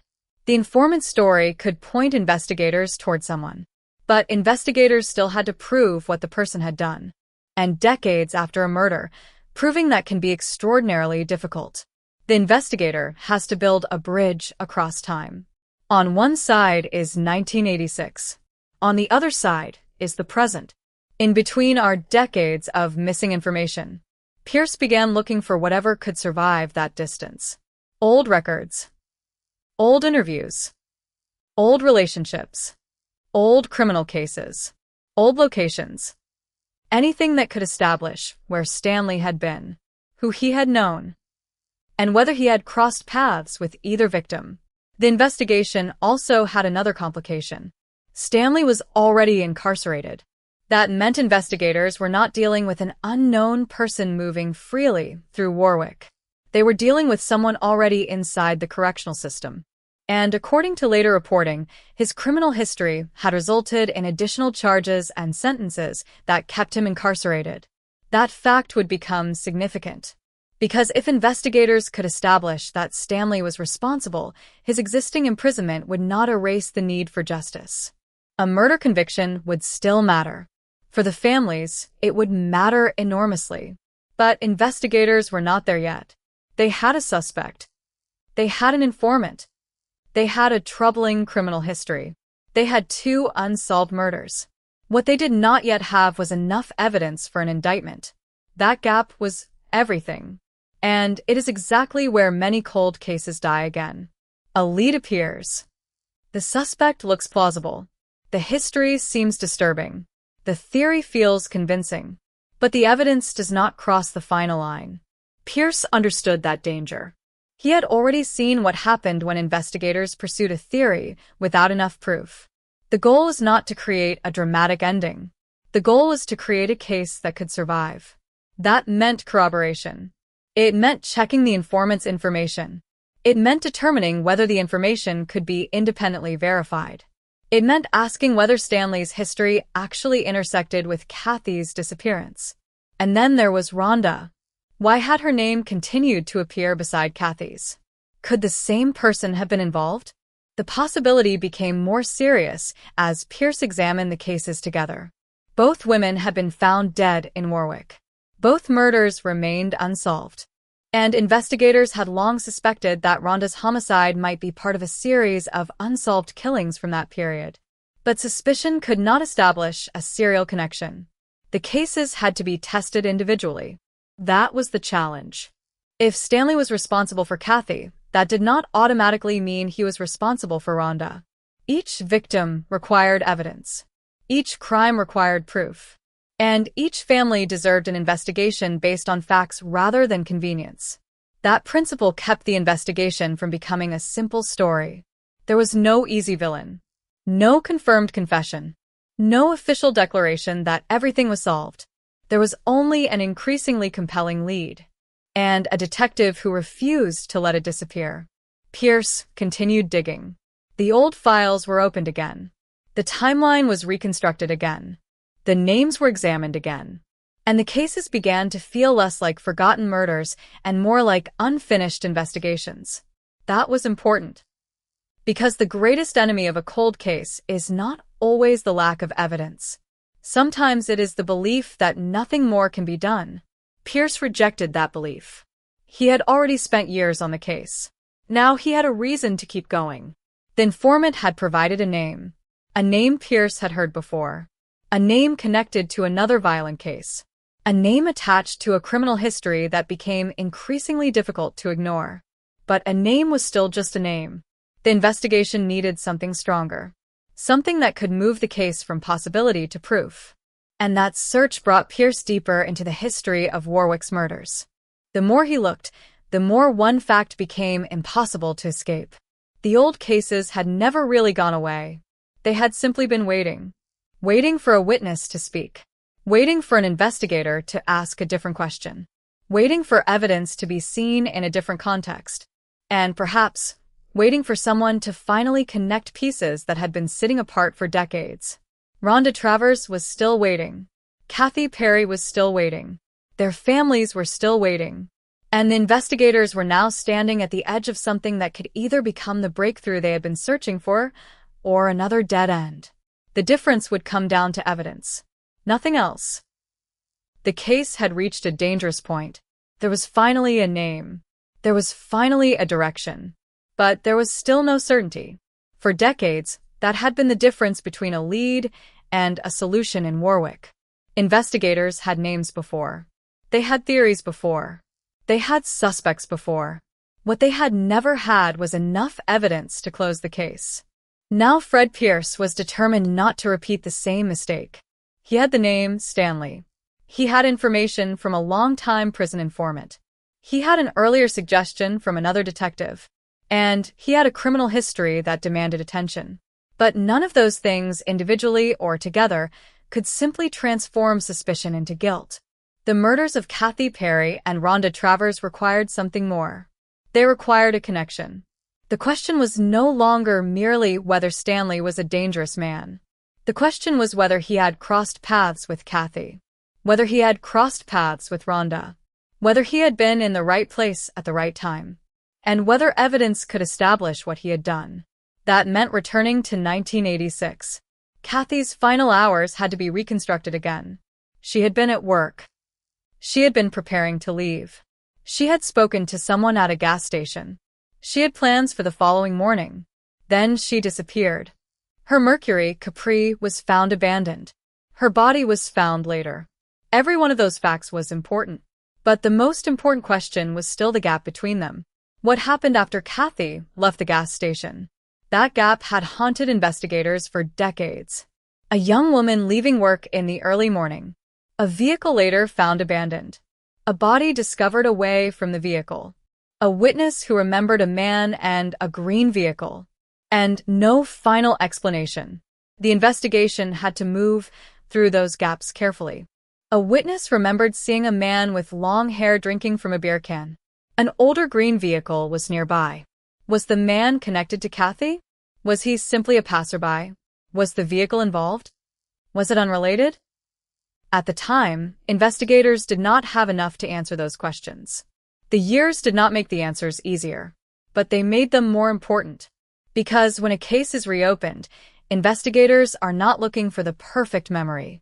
They are looking for consistency. A detail repeated independently can become important. A location that appears in multiple accounts can become important. A name that surfaces from different sources can become important. And sometimes a suspect who was once dismissed can return to the center of the investigation. That was what had happened with Stanley. The first mention had not produced a breakthrough. The second mention changed things. The informant had not simply offered a random name. The informant claimed to know who had killed Kathy. That was a serious allegation. Pierce had to determine what the informant knew, how the informant knew it, whether the information could be independently confirmed, and whether there were details that only someone close to the crime could have known. Those questions became critical. An informant can be wrong. An informant can lie. An informant can repeat rumors. An informant can have personal motives. But an informant can also provide information that investigators cannot obtain anywhere else. The detective's job is to determine which one is happening. Pierce did not have the luxury of guessing. He had to investigate. That investigation led him deeper into Stanley's background. And the background was extensive. By 1987, Stanley had already encountered the Rhode Island criminal justice system. He had been arrested in Cranston in connection with an assault involving a dangerous substance. He later pleaded no contest to simple assault and battery. The following year, he was convicted of breaking and entering. Then came the 1990s. A first-degree sexual assault conviction. A robbery conviction. Another first-degree sexual assault conviction. A conspiracy conviction. Escape. Another violent incident. The record painted a picture of repeated criminal behavior. But again, Pierce had to resist the temptation to make the record do more than it could. A violent history is not proof of a particular murder. That distinction is essential. If investigators allowed a criminal record to become the evidence, they would be repeating the same fundamental mistake that had damaged other investigations. The case needed facts, not impressions, not assumptions. Facts. And facts had to be connected to the murders. That meant looking at the locations. Warwick, Providence. The roads. The workplaces. The places where people met. The areas where the victims were last seen. The areas where their bodies were found. The movements of potential suspects. Every location became a question. Could Stanley have been there? Was he living nearby? Did he work nearby? Did he know anyone connected to the victims? Was there a vehicle connection? Did someone remember seeing him? The answers did not arrive quickly. Cold cases rarely cooperate. They resist. They force investigators to work through layers of uncertainty. One report leads to another. One name leads to another. A detective discovers that a witness mentioned someone decades earlier. Then another report suggests something different. The investigator must decide which information deserves attention. And sometimes the most important clue is hidden inside something that originally seemed insignificant. That possibility was particularly important in Kathy's case. The old reports contained information about her car, the witness, the green vehicle, the location. Those details had been recorded decades earlier. But a report can be read differently when the investigator knows what questions to ask. Pierce could now compare those details with information about Stanley. He could examine whether his movements were consistent with what investigators knew. He could determine whether there was a plausible connection. He could search for people who had known him at the time. And he could revisit the broader question. Was Kathy targeted? Was the attack random? Did the killer know her? Or did the killer encounter her by chance? Each possibility required a different investigation. If the killer knew Kathy, Investigators needed to examine relationships. If the killer did not know her, they needed to examine opportunity. If a vehicle was involved, they needed to understand transportation. If the body had been moved, they needed to understand where and why. These questions were not dramatic. They were methodical.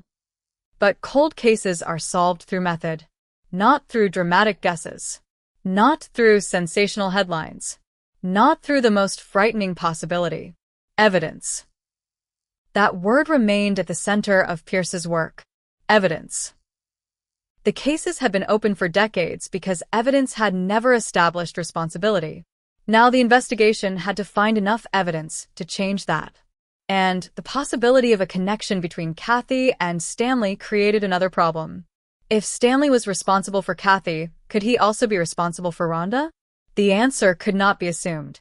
Rhonda's murder had its own circumstances. She had been last seen in Providence. Her body had been discovered on Kilvert Street in Warwick. Her belongings were later found in another location. The reports indicated that her body had been dragged from a vehicle. There was no obvious struggle at the place where she was found. That detail mattered.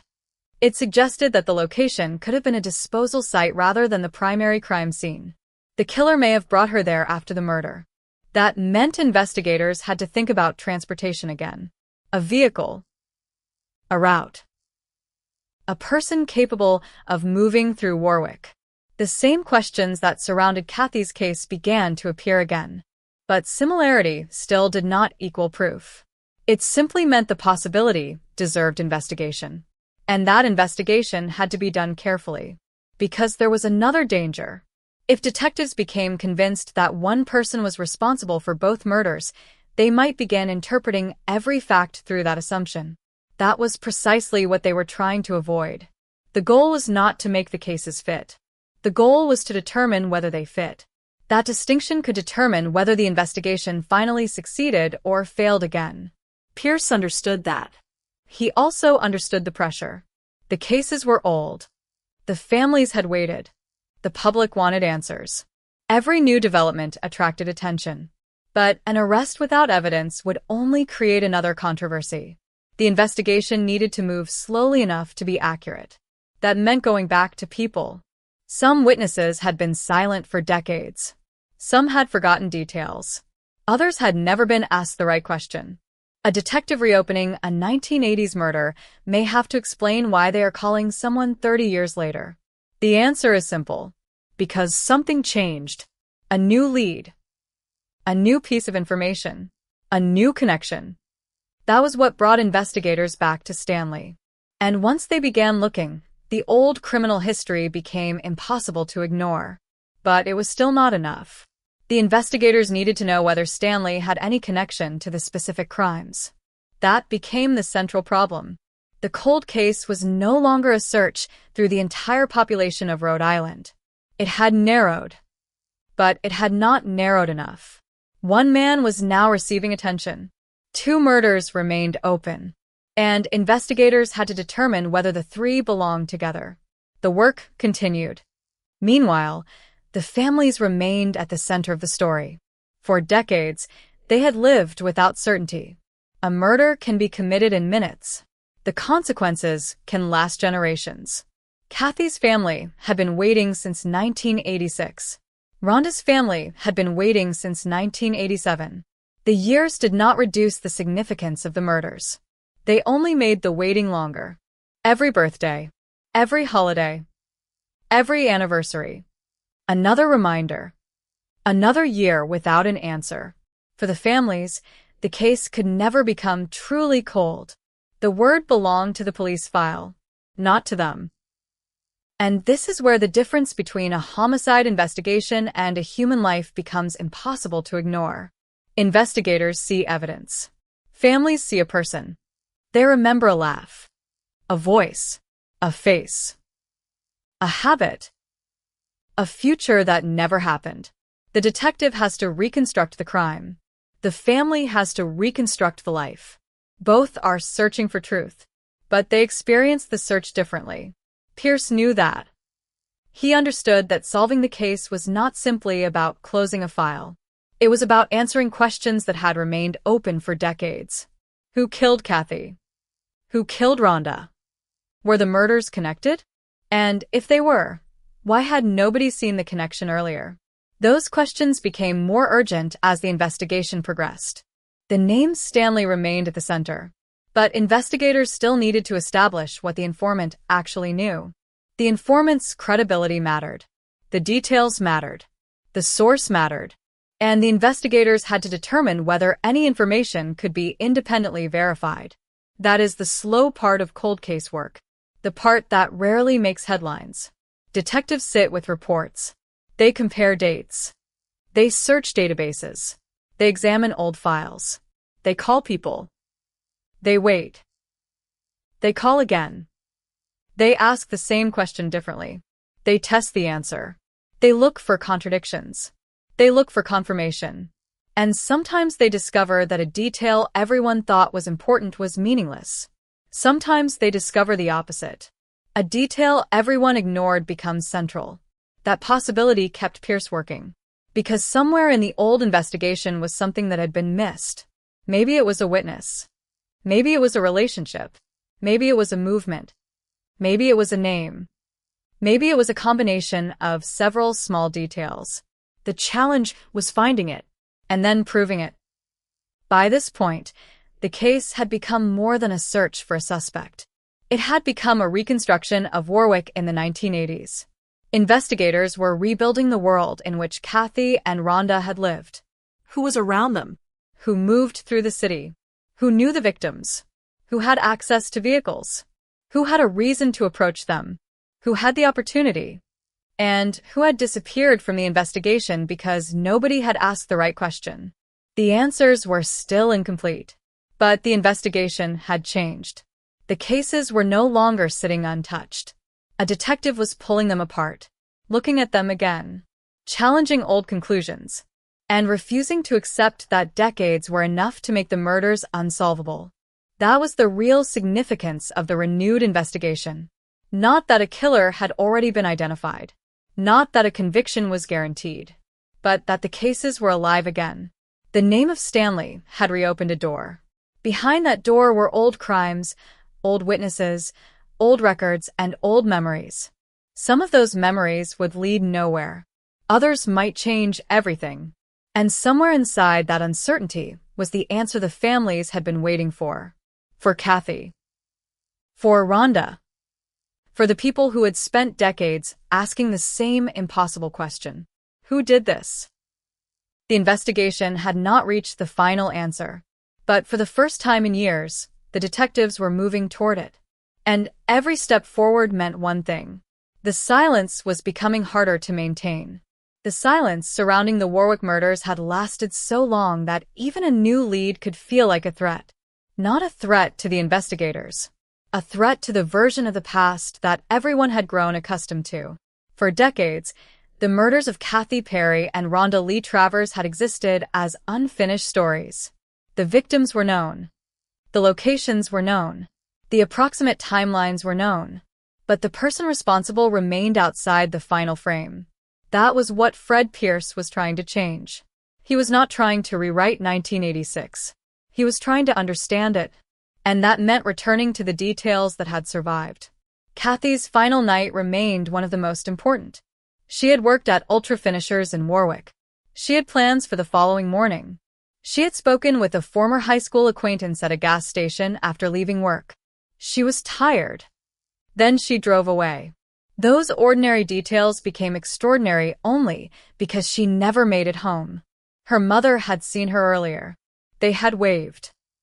Neither knew it would be one of the last moments they would ever share. That kind of detail can haunt a family for decades. Not because anything unusual happened. Because nothing unusual happened. There was no warning. No final argument. No dramatic Goodyear. Just a daughter on the road. Then an empty car. Then a body. The investigation had to bridge those moments. And every year that passed made the bridge harder to build. The witness who saw the man near Kathy's abandoned vehicle remained one of the few known windows into the early morning. He had seen a man with long hair. He had seen a beer can. He had seen an older green vehicle. But a description is not an identification. The mind can preserve an image while losing certainty about details. And decades later, even a sincere witness can struggle to separate memory from everything that happened afterward. Investigators knew that. So they could not simply take an old description and force it onto a suspect. They needed corroboration. They needed something that would place a person at the right location, at the right time, with the right connection. That was the standard. And it was not easy to meet. The original investigators had worked without the technology available to modern detectives. No smartphones. No widespread surveillance network. No digital location history. No instant database searches connecting every person and every address. Much of the investigation depended on interviews and physical evidence. A detective could knock on a door, ask a question, write down the answer, then move to the next person. If someone lied, the lie might survive. If someone forgot, the missing memory might never be recovered. If a witness never came forward, investigators might never know the witness existed. That was the reality of 1986. And it became the reality of 1987. When Rhonda Travers was found dead on June 20th, the investigation entered another difficult phase. Now detectives had another homicide, another victim, another family, another unanswered question. Rhonda's life had been complicated. Her history included drug use and prostitution. Those details appeared in the reporting surrounding her case. But investigators reopening the murder had to look beyond them, because a victim's circumstances do not explain who killed her. They only describe part of the world she lived in. Rhonda had been last seen in Providence. Her body was discovered on Kilvert Street in Warwick. Her belongings were later found elsewhere. Investigators determined that her body appeared to have been dragged from a vehicle to the location. That raised a crucial possibility. The place where Rhonda was found may not have been the place where she died. That meant the killer may have used a vehicle. And if a vehicle had been involved, the investigation needed to determine whose. But decades had passed. Cars had disappeared. Owners had moved. Records had become harder to interpret. People who might have remembered a vehicle might no longer remember its color, model, or location. Again, time had become the enemy. Yet time had also created something else. Distance. And distance can change people's willingness to talk. A person who feared consequences in 1987 may not feel the same fear decades later. Someone who protected a friend may have fallen out with that friend. Someone who knew a secret may have decided that silence was no longer worth maintaining. That is why cold case detectives keep calling. Because people change. The truth sometimes changes hands. And eventually, information can emerge from unexpected places. In Warwick, it came from inside the correctional system. Robert Bob Catlow, chief inspector of the Rhode Island Department of Corrections, knew about Pierce's efforts.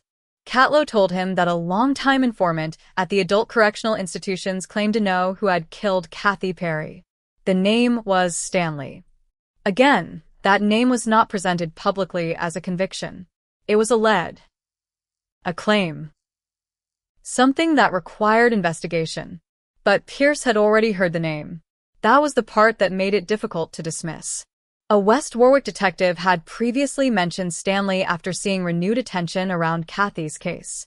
The detective believed Stanley deserved scrutiny. Stanley had previously been convicted of manslaughter in another cold case. Pierce had examined the possibility before. He had not been convinced. The connection to Kathy had not been established. The lead went nowhere. Then the informant independently returned the same name. Now Pierce had a reason to look again. This is where a cold case can change. Not because the evidence suddenly becomes conclusive. Because the investigator's question becomes sharper. The first time the question had been, could Stanley be connected to Kathy? The second time it became, why has Stanley's name appeared from more than one direction? That question was worth investigating. Pierce went deeper into Stanley's history. The criminal record was extensive. There were arrests and convictions beginning in the late 1980s. There were later convictions for serious violent crimes. The history was disturbing. But Pierce still had to separate background from evidence. That distinction is crucial. A detective cannot solve a murder by adding up a suspect's previous crimes. The question is always specific. What evidence connects this person to this victim? What evidence connects this person to this crime? What evidence connects this person to this location? That is the difference between suspicion and proof. Pierce understood that. So he kept digging. The investigation began to examine whether Stanley's life intersected with the lives of the victims. People. Places. Relationships. Movements. The goal was to find something that could be independently verified. The informant's statement was a starting point, not an ending. And that meant checking everything. Who was the informant? What access did the informant have? How could the informant have known? What exactly had been said? Were there details that could have been known only by someone with inside information? Could those details be confirmed through records or other witnesses? These questions were critical. A false informant could waste months. A truthful informant could unlock decades of silence. Investigators had to determine which one they were dealing with. Meanwhile, another issue emerged. Kathy's case had never been isolated from the larger story of Warwick. The murder had happened in a city that would soon see another young woman killed. That made the comparison unavoidable. Could one offender have been responsible for both? The question had to be approached carefully. Kathy's death did not prove anything about Rhonda. Rhonda's death did not prove anything about Kathy. But if the same suspect appeared in both investigations, the potential connection became more significant. That was what made the name Stanley so important. Not because it solved either murder, because it potentially gave investigators a person around whom the two cases could be tested. Could he have known Kathy? Could he have encountered Rhonda? Was he in Warwick? Was he in Providence? Did he have access to a vehicle? Did anyone remember him around the relevant times? Were there old records that could place him somewhere? Every question was another attempt to build a bridge across decades. The bridge had to be strong, because if prosecutors ever brought a case, every piece would be challenged. A defense attorney could question an informant. They could question an old witness. They could question a decades-old memory. They could challenge the interpretation of records. They could challenge the reliability of physical evidence. That meant detectives had to think beyond the arrest. They had to think about trial. Could the evidence survive? Could it convince a jury? Could it establish guilt beyond a reasonable doubt? Those questions forced investigators to be disciplined. They could not settle for probably. They needed proved. And that was where the investigation became painstaking. Old files were read again. Old information was compared. The detective looked for inconsistencies. He looked for information that had never been followed. He looked for names that appeared in one case but not another. He looked for connections between people. And he kept the possibility of linkage alive. The phrase linkage blindness would become important to Pierce's thinking. Investigators sometimes focus on similarities between victims. 2 women. 2 murders. 2 locations. But the more useful connection can sometimes be the offender, who moves between the cases, who appears around both, who has access, who has opportunity, who has a history that makes the theory plausible. That shift in perspective could change an investigation. Instead of asking why the victims were similar, ask what the perpetrator had in common with them. That was the direction Pierce was taking. And it forced him to confront an uncomfortable possibility. Maybe the killer had been visible all along. Maybe the investigation had simply been looking in the wrong direction. Maybe a person had been mentioned decades earlier and dismissed. Maybe the evidence had never been connected. Maybe the key was not new evidence at all. Maybe it was old evidence finally understood. That is one of the most frustrating realities of cold cases. The breakthrough is sometimes not a new clue. It is a new interpretation of an old clue. The old witness. The old vehicle. The old location. The old name. The same facts. Different eyes. That possibility kept Pierce working. And while he worked, the families continued to wait. For Kathy's family, the memory of that September night never ended. For Rhonda's family, June 1987 never became ordinary history. The rest of the world could forget. They could not. The anniversary of a murder does not feel like history to a family. It feels like a wound reopening. Every unanswered question returns. Who did it? Why? Was the killer ever questioned? Did investigators come close? Did someone know? Did someone stay silent? Those questions have no expiration date. That is why solving a cold case matters even decades later. Not because the past can be changed. It cannot. But because the truth can still be established. The dead cannot be brought back. But their families can receive an answer. A courtroom can establish responsibility. A conviction can create accountability. And an investigation can finally stop being a question. That was the goal. But the case was not there yet. The name Stanley had returned. The informant had spoken. The detective was listening. The old files were being reopened. Yet the decisive evidence was still missing. The investigation remained a race against time. Not because the killer was necessarily still free, but because witnesses were aging, records were disappearing, and memories were becoming harder to recover. Every day mattered. Every interview mattered.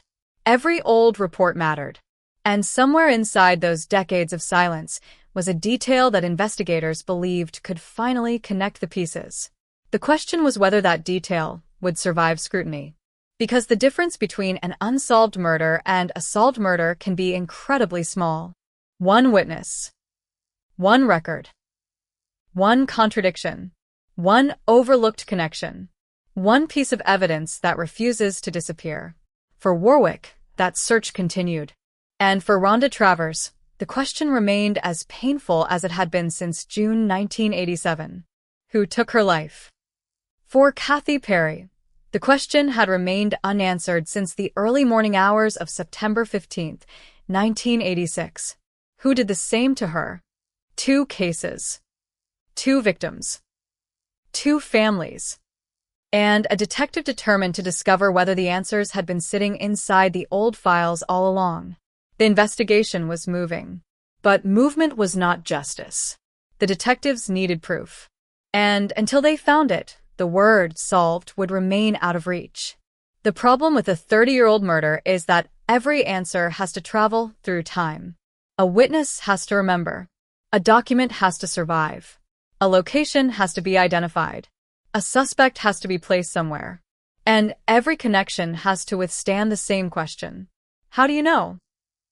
That question followed Fred Pierce through every stage of the investigation. He had a name. He had an informant. He had an old investigative lead. But he did not yet have the one thing a homicide investigator needs most: a chain of evidence. Without that chain, the case remained exactly what it had been for decades: unsolved. The murder of Kathy Perry had begun with an ordinary night. She worked. She left. She stopped at a gas station. She spoke with someone she knew. She said she was tired. Then she drove away. The next thing investigators knew for certain was that her car had been abandoned. That gap remained the center of the case. Everything depended on understanding what happened inside it. And the longer Pierce examined the old investigation, the more he understood how much uncertainty existed around those final hours. The witness who saw a man near Kathy's vehicle provided one piece. The green vehicle provided another. The location provided another. But none of them could independently establish who killed Kathy. That was the problem. Every clue seemed to stop just short of the answer. A face without an identification. A vehicle without a confirmed owner. A location without a reliable explanation.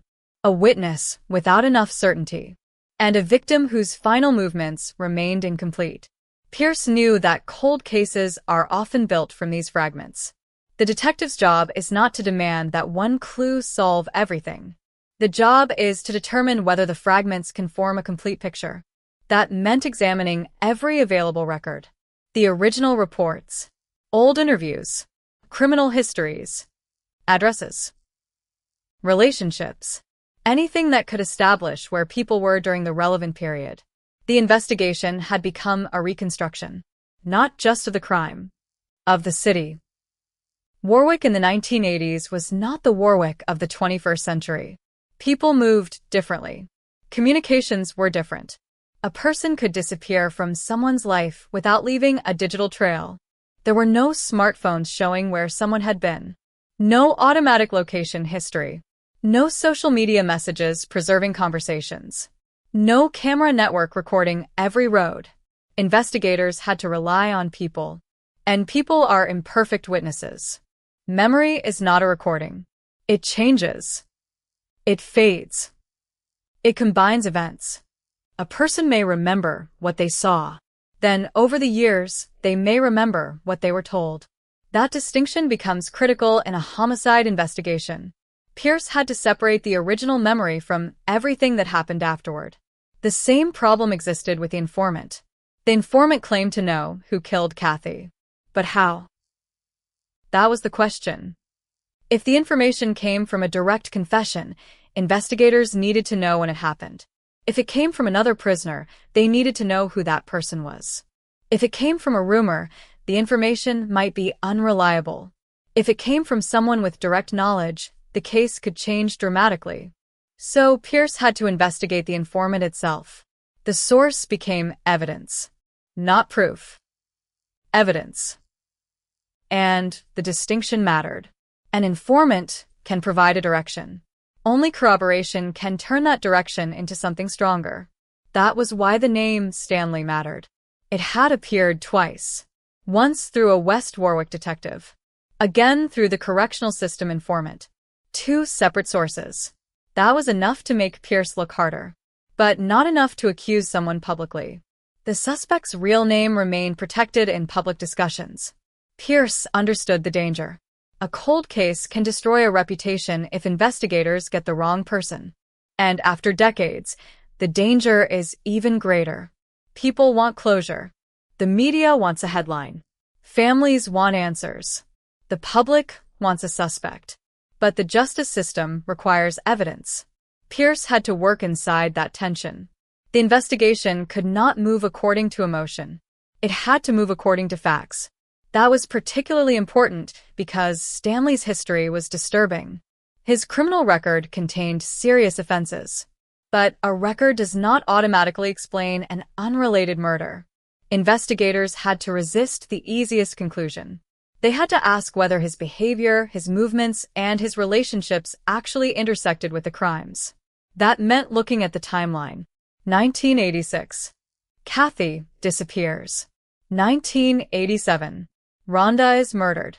Then later years. Stanley's criminal cases. His arrests. His convictions. His periods of incarceration. His movements. The dates mattered. If he was somewhere else, the theory weakened. If he could be placed near the crime, it strengthened. If a witness could independently confirm it, stronger still. If physical evidence supported it, the case could move into another category entirely. That was what Pierce was searching for. Something objective. Something that did not depend entirely on memory. Something that could survive a courtroom. But decades-old evidence does not always cooperate. Physical evidence can degrade. Testing methods change. Samples can become contaminated. Records can disappear. And some evidence simply does not exist. That meant investigators had to make the most of what remained. They also had to think differently.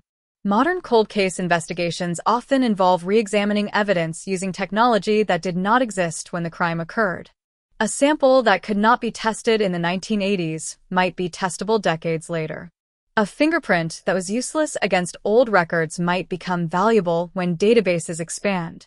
A photograph can be enhanced. A document can be digitized. A name can be cross-referenced across databases. But technology is not magic. It can only analyze what survives. And in Warwick, the investigators had to determine exactly what remained. The old evidence had to be cataloged. What existed? Where was it stored? Had it been preserved properly? Could it be tested? Had anything been lost? Were there biological samples? Were there fingerprints? Were there photographs? Were there trace materials? Were there objects that had never been fully examined? Each question mattered, because a cold case can be solved by something investigators already possessed. They simply may not have known its value. That possibility had enormous significance. Imagine an object collected in 1986. At the time, investigators may have had no technology capable of extracting useful information from it. 30 years later, the same object could potentially provide a clue. The object did not change.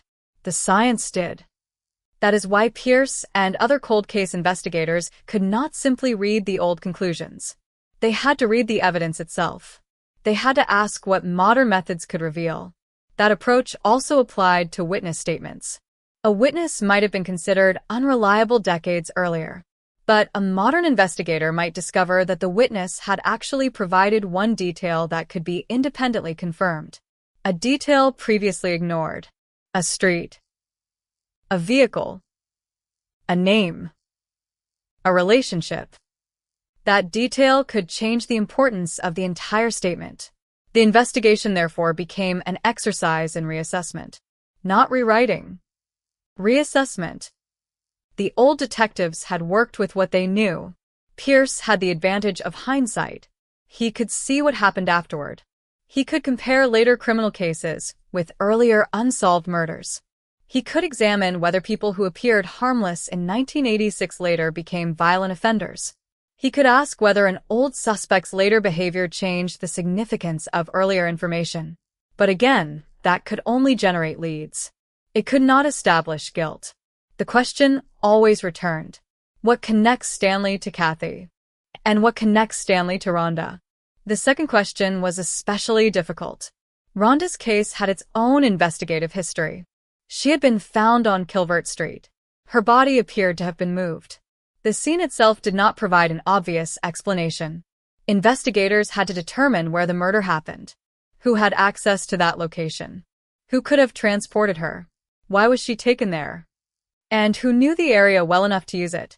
Those questions had been asked before, but Pierce could now ask them alongside the information developing around Stanley. That was the significance of looking at the cases together.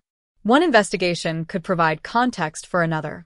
A location in one case could matter in another. A witness in one file might know someone in the second. A suspect's history could intersect with both. The possibility of linkage was no longer just theoretical. It had become an investigative strategy. Pierce described the problem as linkage blindness.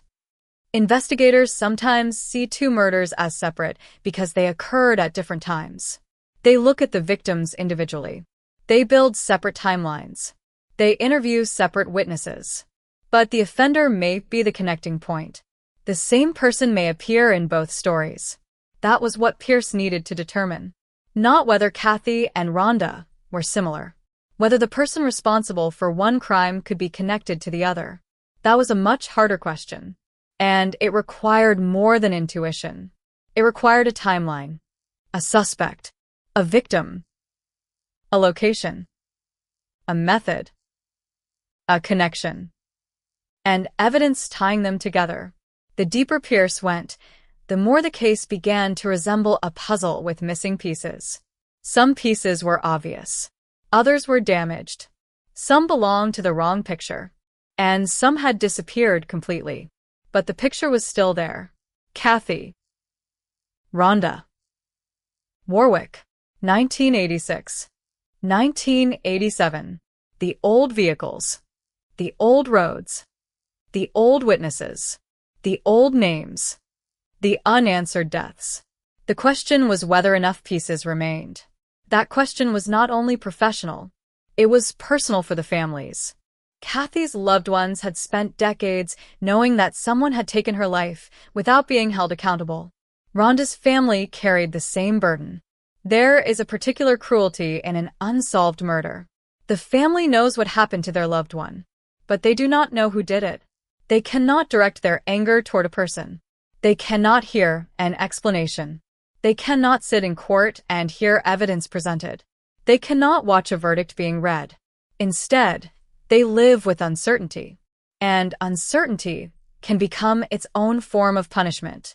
That was why Pierce's work mattered. Even if the investigation did not produce an immediate arrest, reopening the case restored something that had been missing. Attention. Kathy's name was public again. Rhonda's murder was being discussed again. The cases were no longer invisible. People were reminded that these women had existed, that they had families, that they had futures, that their deaths were not simply old statistics. And once people began talking, information could surface. That was the hope. Maybe someone remembered a conversation. Maybe someone remembered a vehicle. Maybe someone remembered seeing Kathy. Maybe someone remembered seeing Rhonda. Maybe someone had heard a confession. Maybe someone had spent decades carrying information they were afraid to reveal.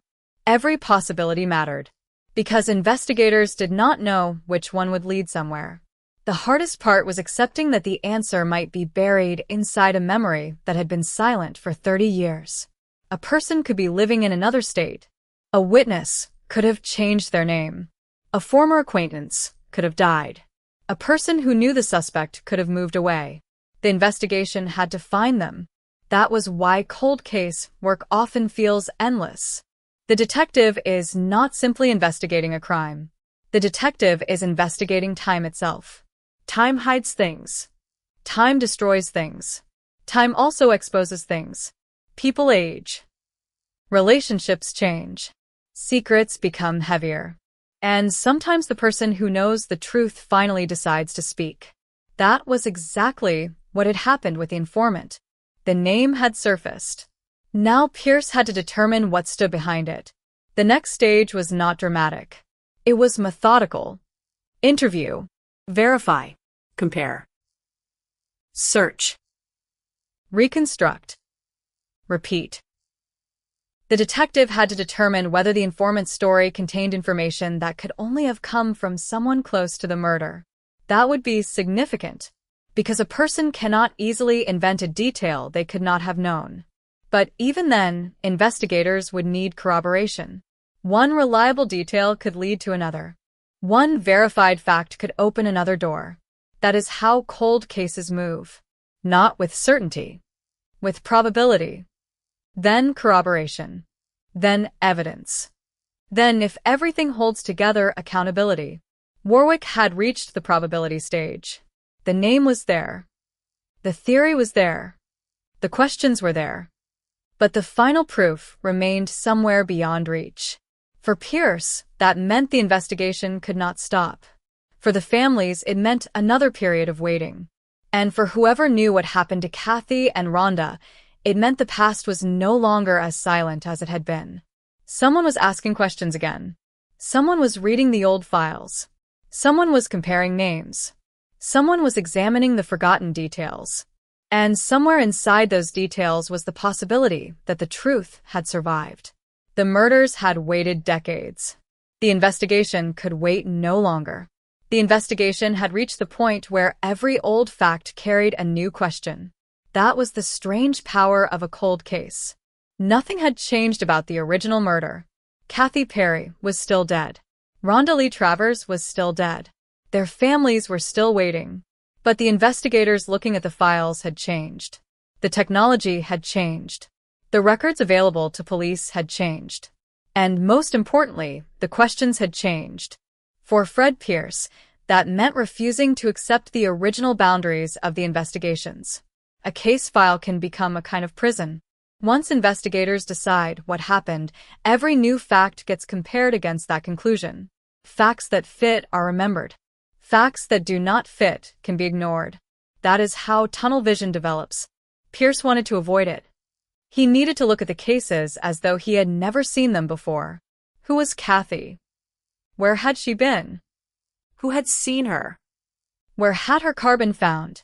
Where had her body been found? Who had access to both locations? Then the same questions had to be asked about Rhonda. Where had she been? Who had seen her? How had she reached Warwick? Where was she found? What happened between the last confirmed sighting and the discovery of her body?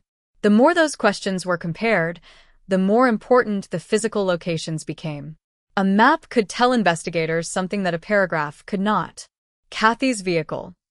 The road. Quaker Lane. The location where her body was discovered. Rhonda's last known movements. Kilvert Street.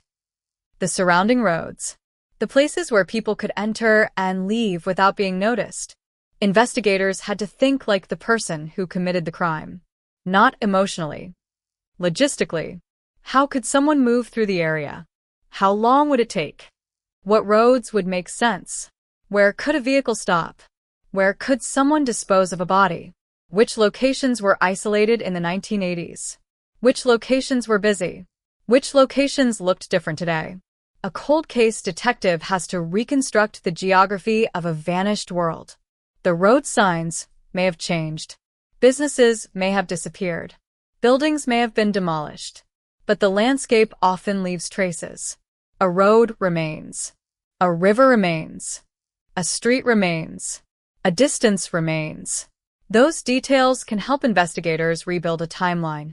And timelines matter because people cannot be in two places at once.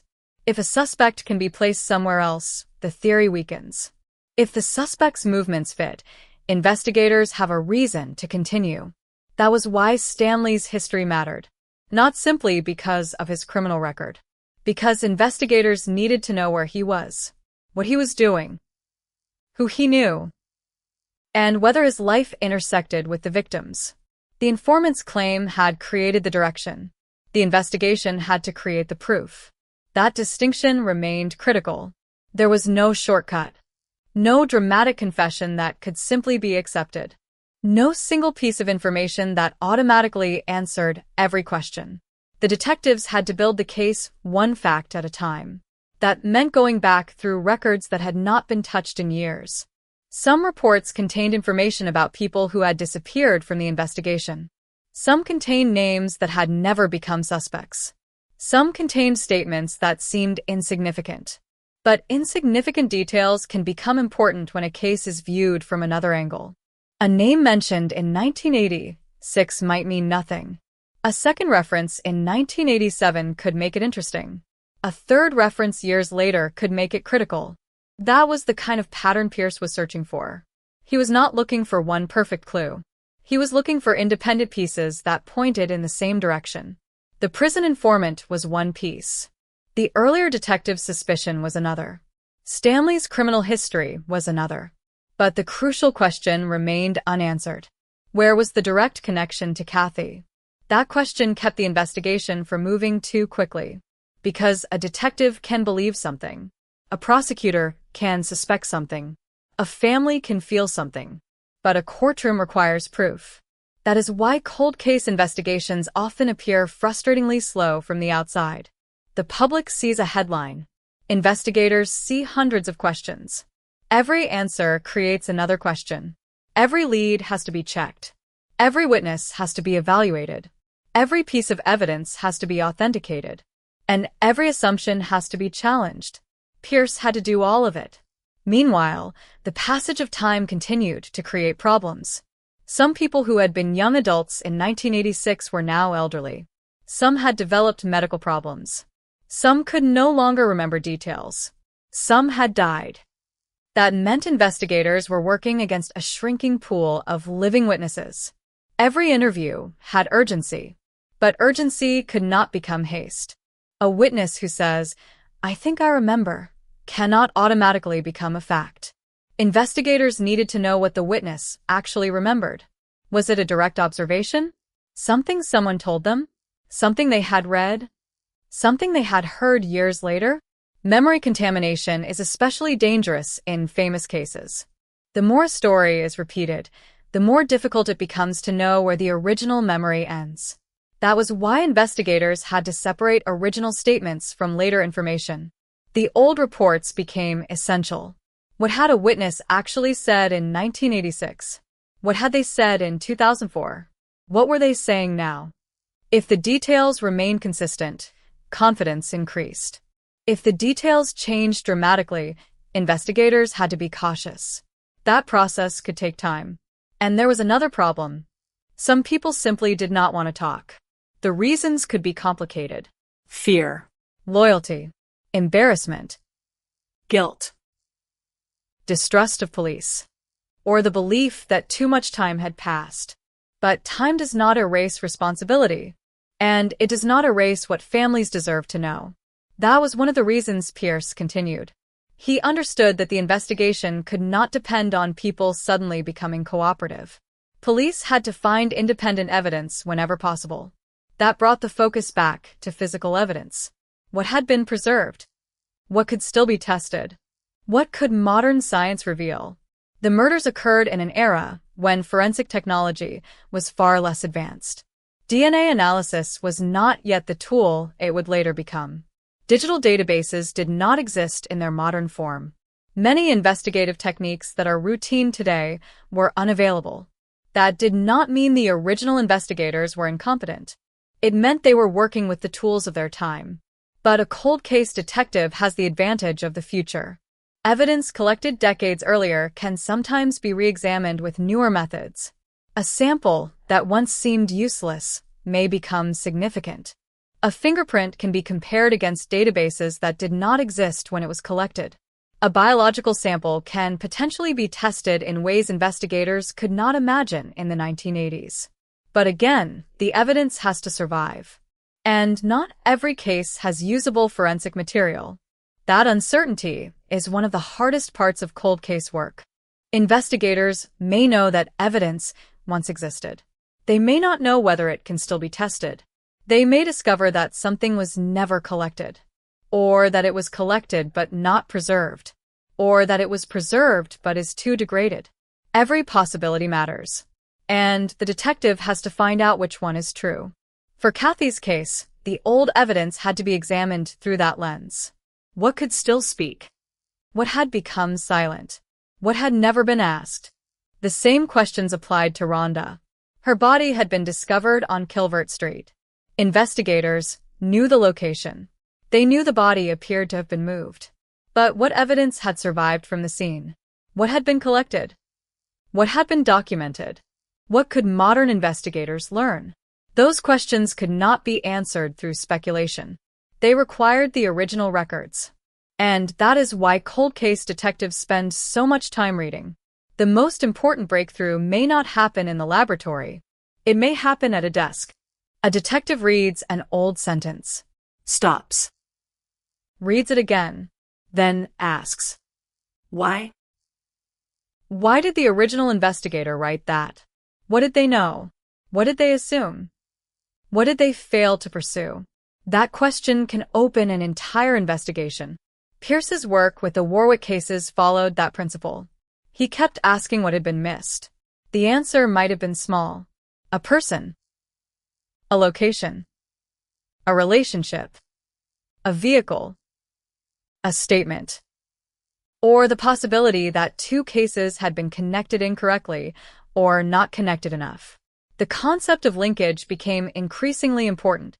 Instead of looking only for similarities between Kathy and Rhonda, Pierce looked for the person who could potentially connect them. That approach changed the investigation. It shifted attention from the victims to the offender. What did the offender need? Access. Opportunity. Transportation. Knowledge of the area. And perhaps a relationship with the victims. The investigation had to determine whether Stanley possessed those connections. That was where the case stood. A suspect had emerged, but suspicion was not enough. Investigators needed to know whether Stanley had actually been in the places that mattered, whether he knew the people who mattered, whether his story could be checked, whether the informant's information could be verified, and whether any physical evidence could support the theory. Every answer would either strengthen the case or weaken it. That was the honest reality. The investigation could not be designed around a desired outcome. If the evidence cleared Stanley, detectives had to follow it. If the evidence implicated him, they had to follow that too. The purpose was not to find a convenient killer. It was to find the truth. That distinction was particularly important for Rhonda. Her case was still unresolved. There was no public proof that Stanley had killed her. There was no basis to declare that the two murders had been solved. The responsible thing was to keep the investigation open. And yet, something had changed. The name that had once been buried in the background was now being examined. The old files were being compared. The connection between the cases was being reconsidered. The investigation had movement. That movement gave the families something they had not had in years. Possibility. Not certainty. Possibility. Sometimes that is the first thing a cold case can give back. The knowledge that someone is still looking. That someone has not accepted the silence. That someone is still asking questions. For Kathy's family, that mattered. For Rhonda's family, it mattered too. Because a family can live without an answer for years. But they never stop wanting one. The years become part of the grief. A child grows up. A parent grows older. A sibling starts a family. Life continues around the empty space. Then an investigator calls. The case is being reviewed. A new lead has emerged. Someone has spoken. The family begins hoping again. And hope can be dangerous. Because if the lead fails, the disappointment is enormous. That was why Pierce had to be careful. He could not promise a solution. He could only promise the investigation. He could only follow the evidence. The case would either move forward or it would stop again. But he was determined to give it the chance. That determination mattered because cold cases can become buried under their own history. Every failed lead makes the next detective more cautious. Every dead end creates another layer of doubt. Eventually, people begin to assume the answer is gone. Pierce refused to make that assumption. He had already seen one lead return. Stanley's name had survived. The informant had spoken. The old detective's suspicion had resurfaced. The cases were being examined together. Those facts did not solve anything. But they made one thing clear. The past was still producing information. And if the past could produce one new clue, it could potentially produce another. That was the hope. The investigation continued. The files stayed open. The questions stayed alive. And somewhere in those records was the possibility of a fact strong enough to transform the entire case. The difference between a theory and a solution was still waiting to be discovered. Until then, Warwick remained haunted by two names. Kathy Perry. Rhonda Travers. Two women. Two murders. Decades of silence. And detectives still searching for the evidence that could finally tell the world what happened.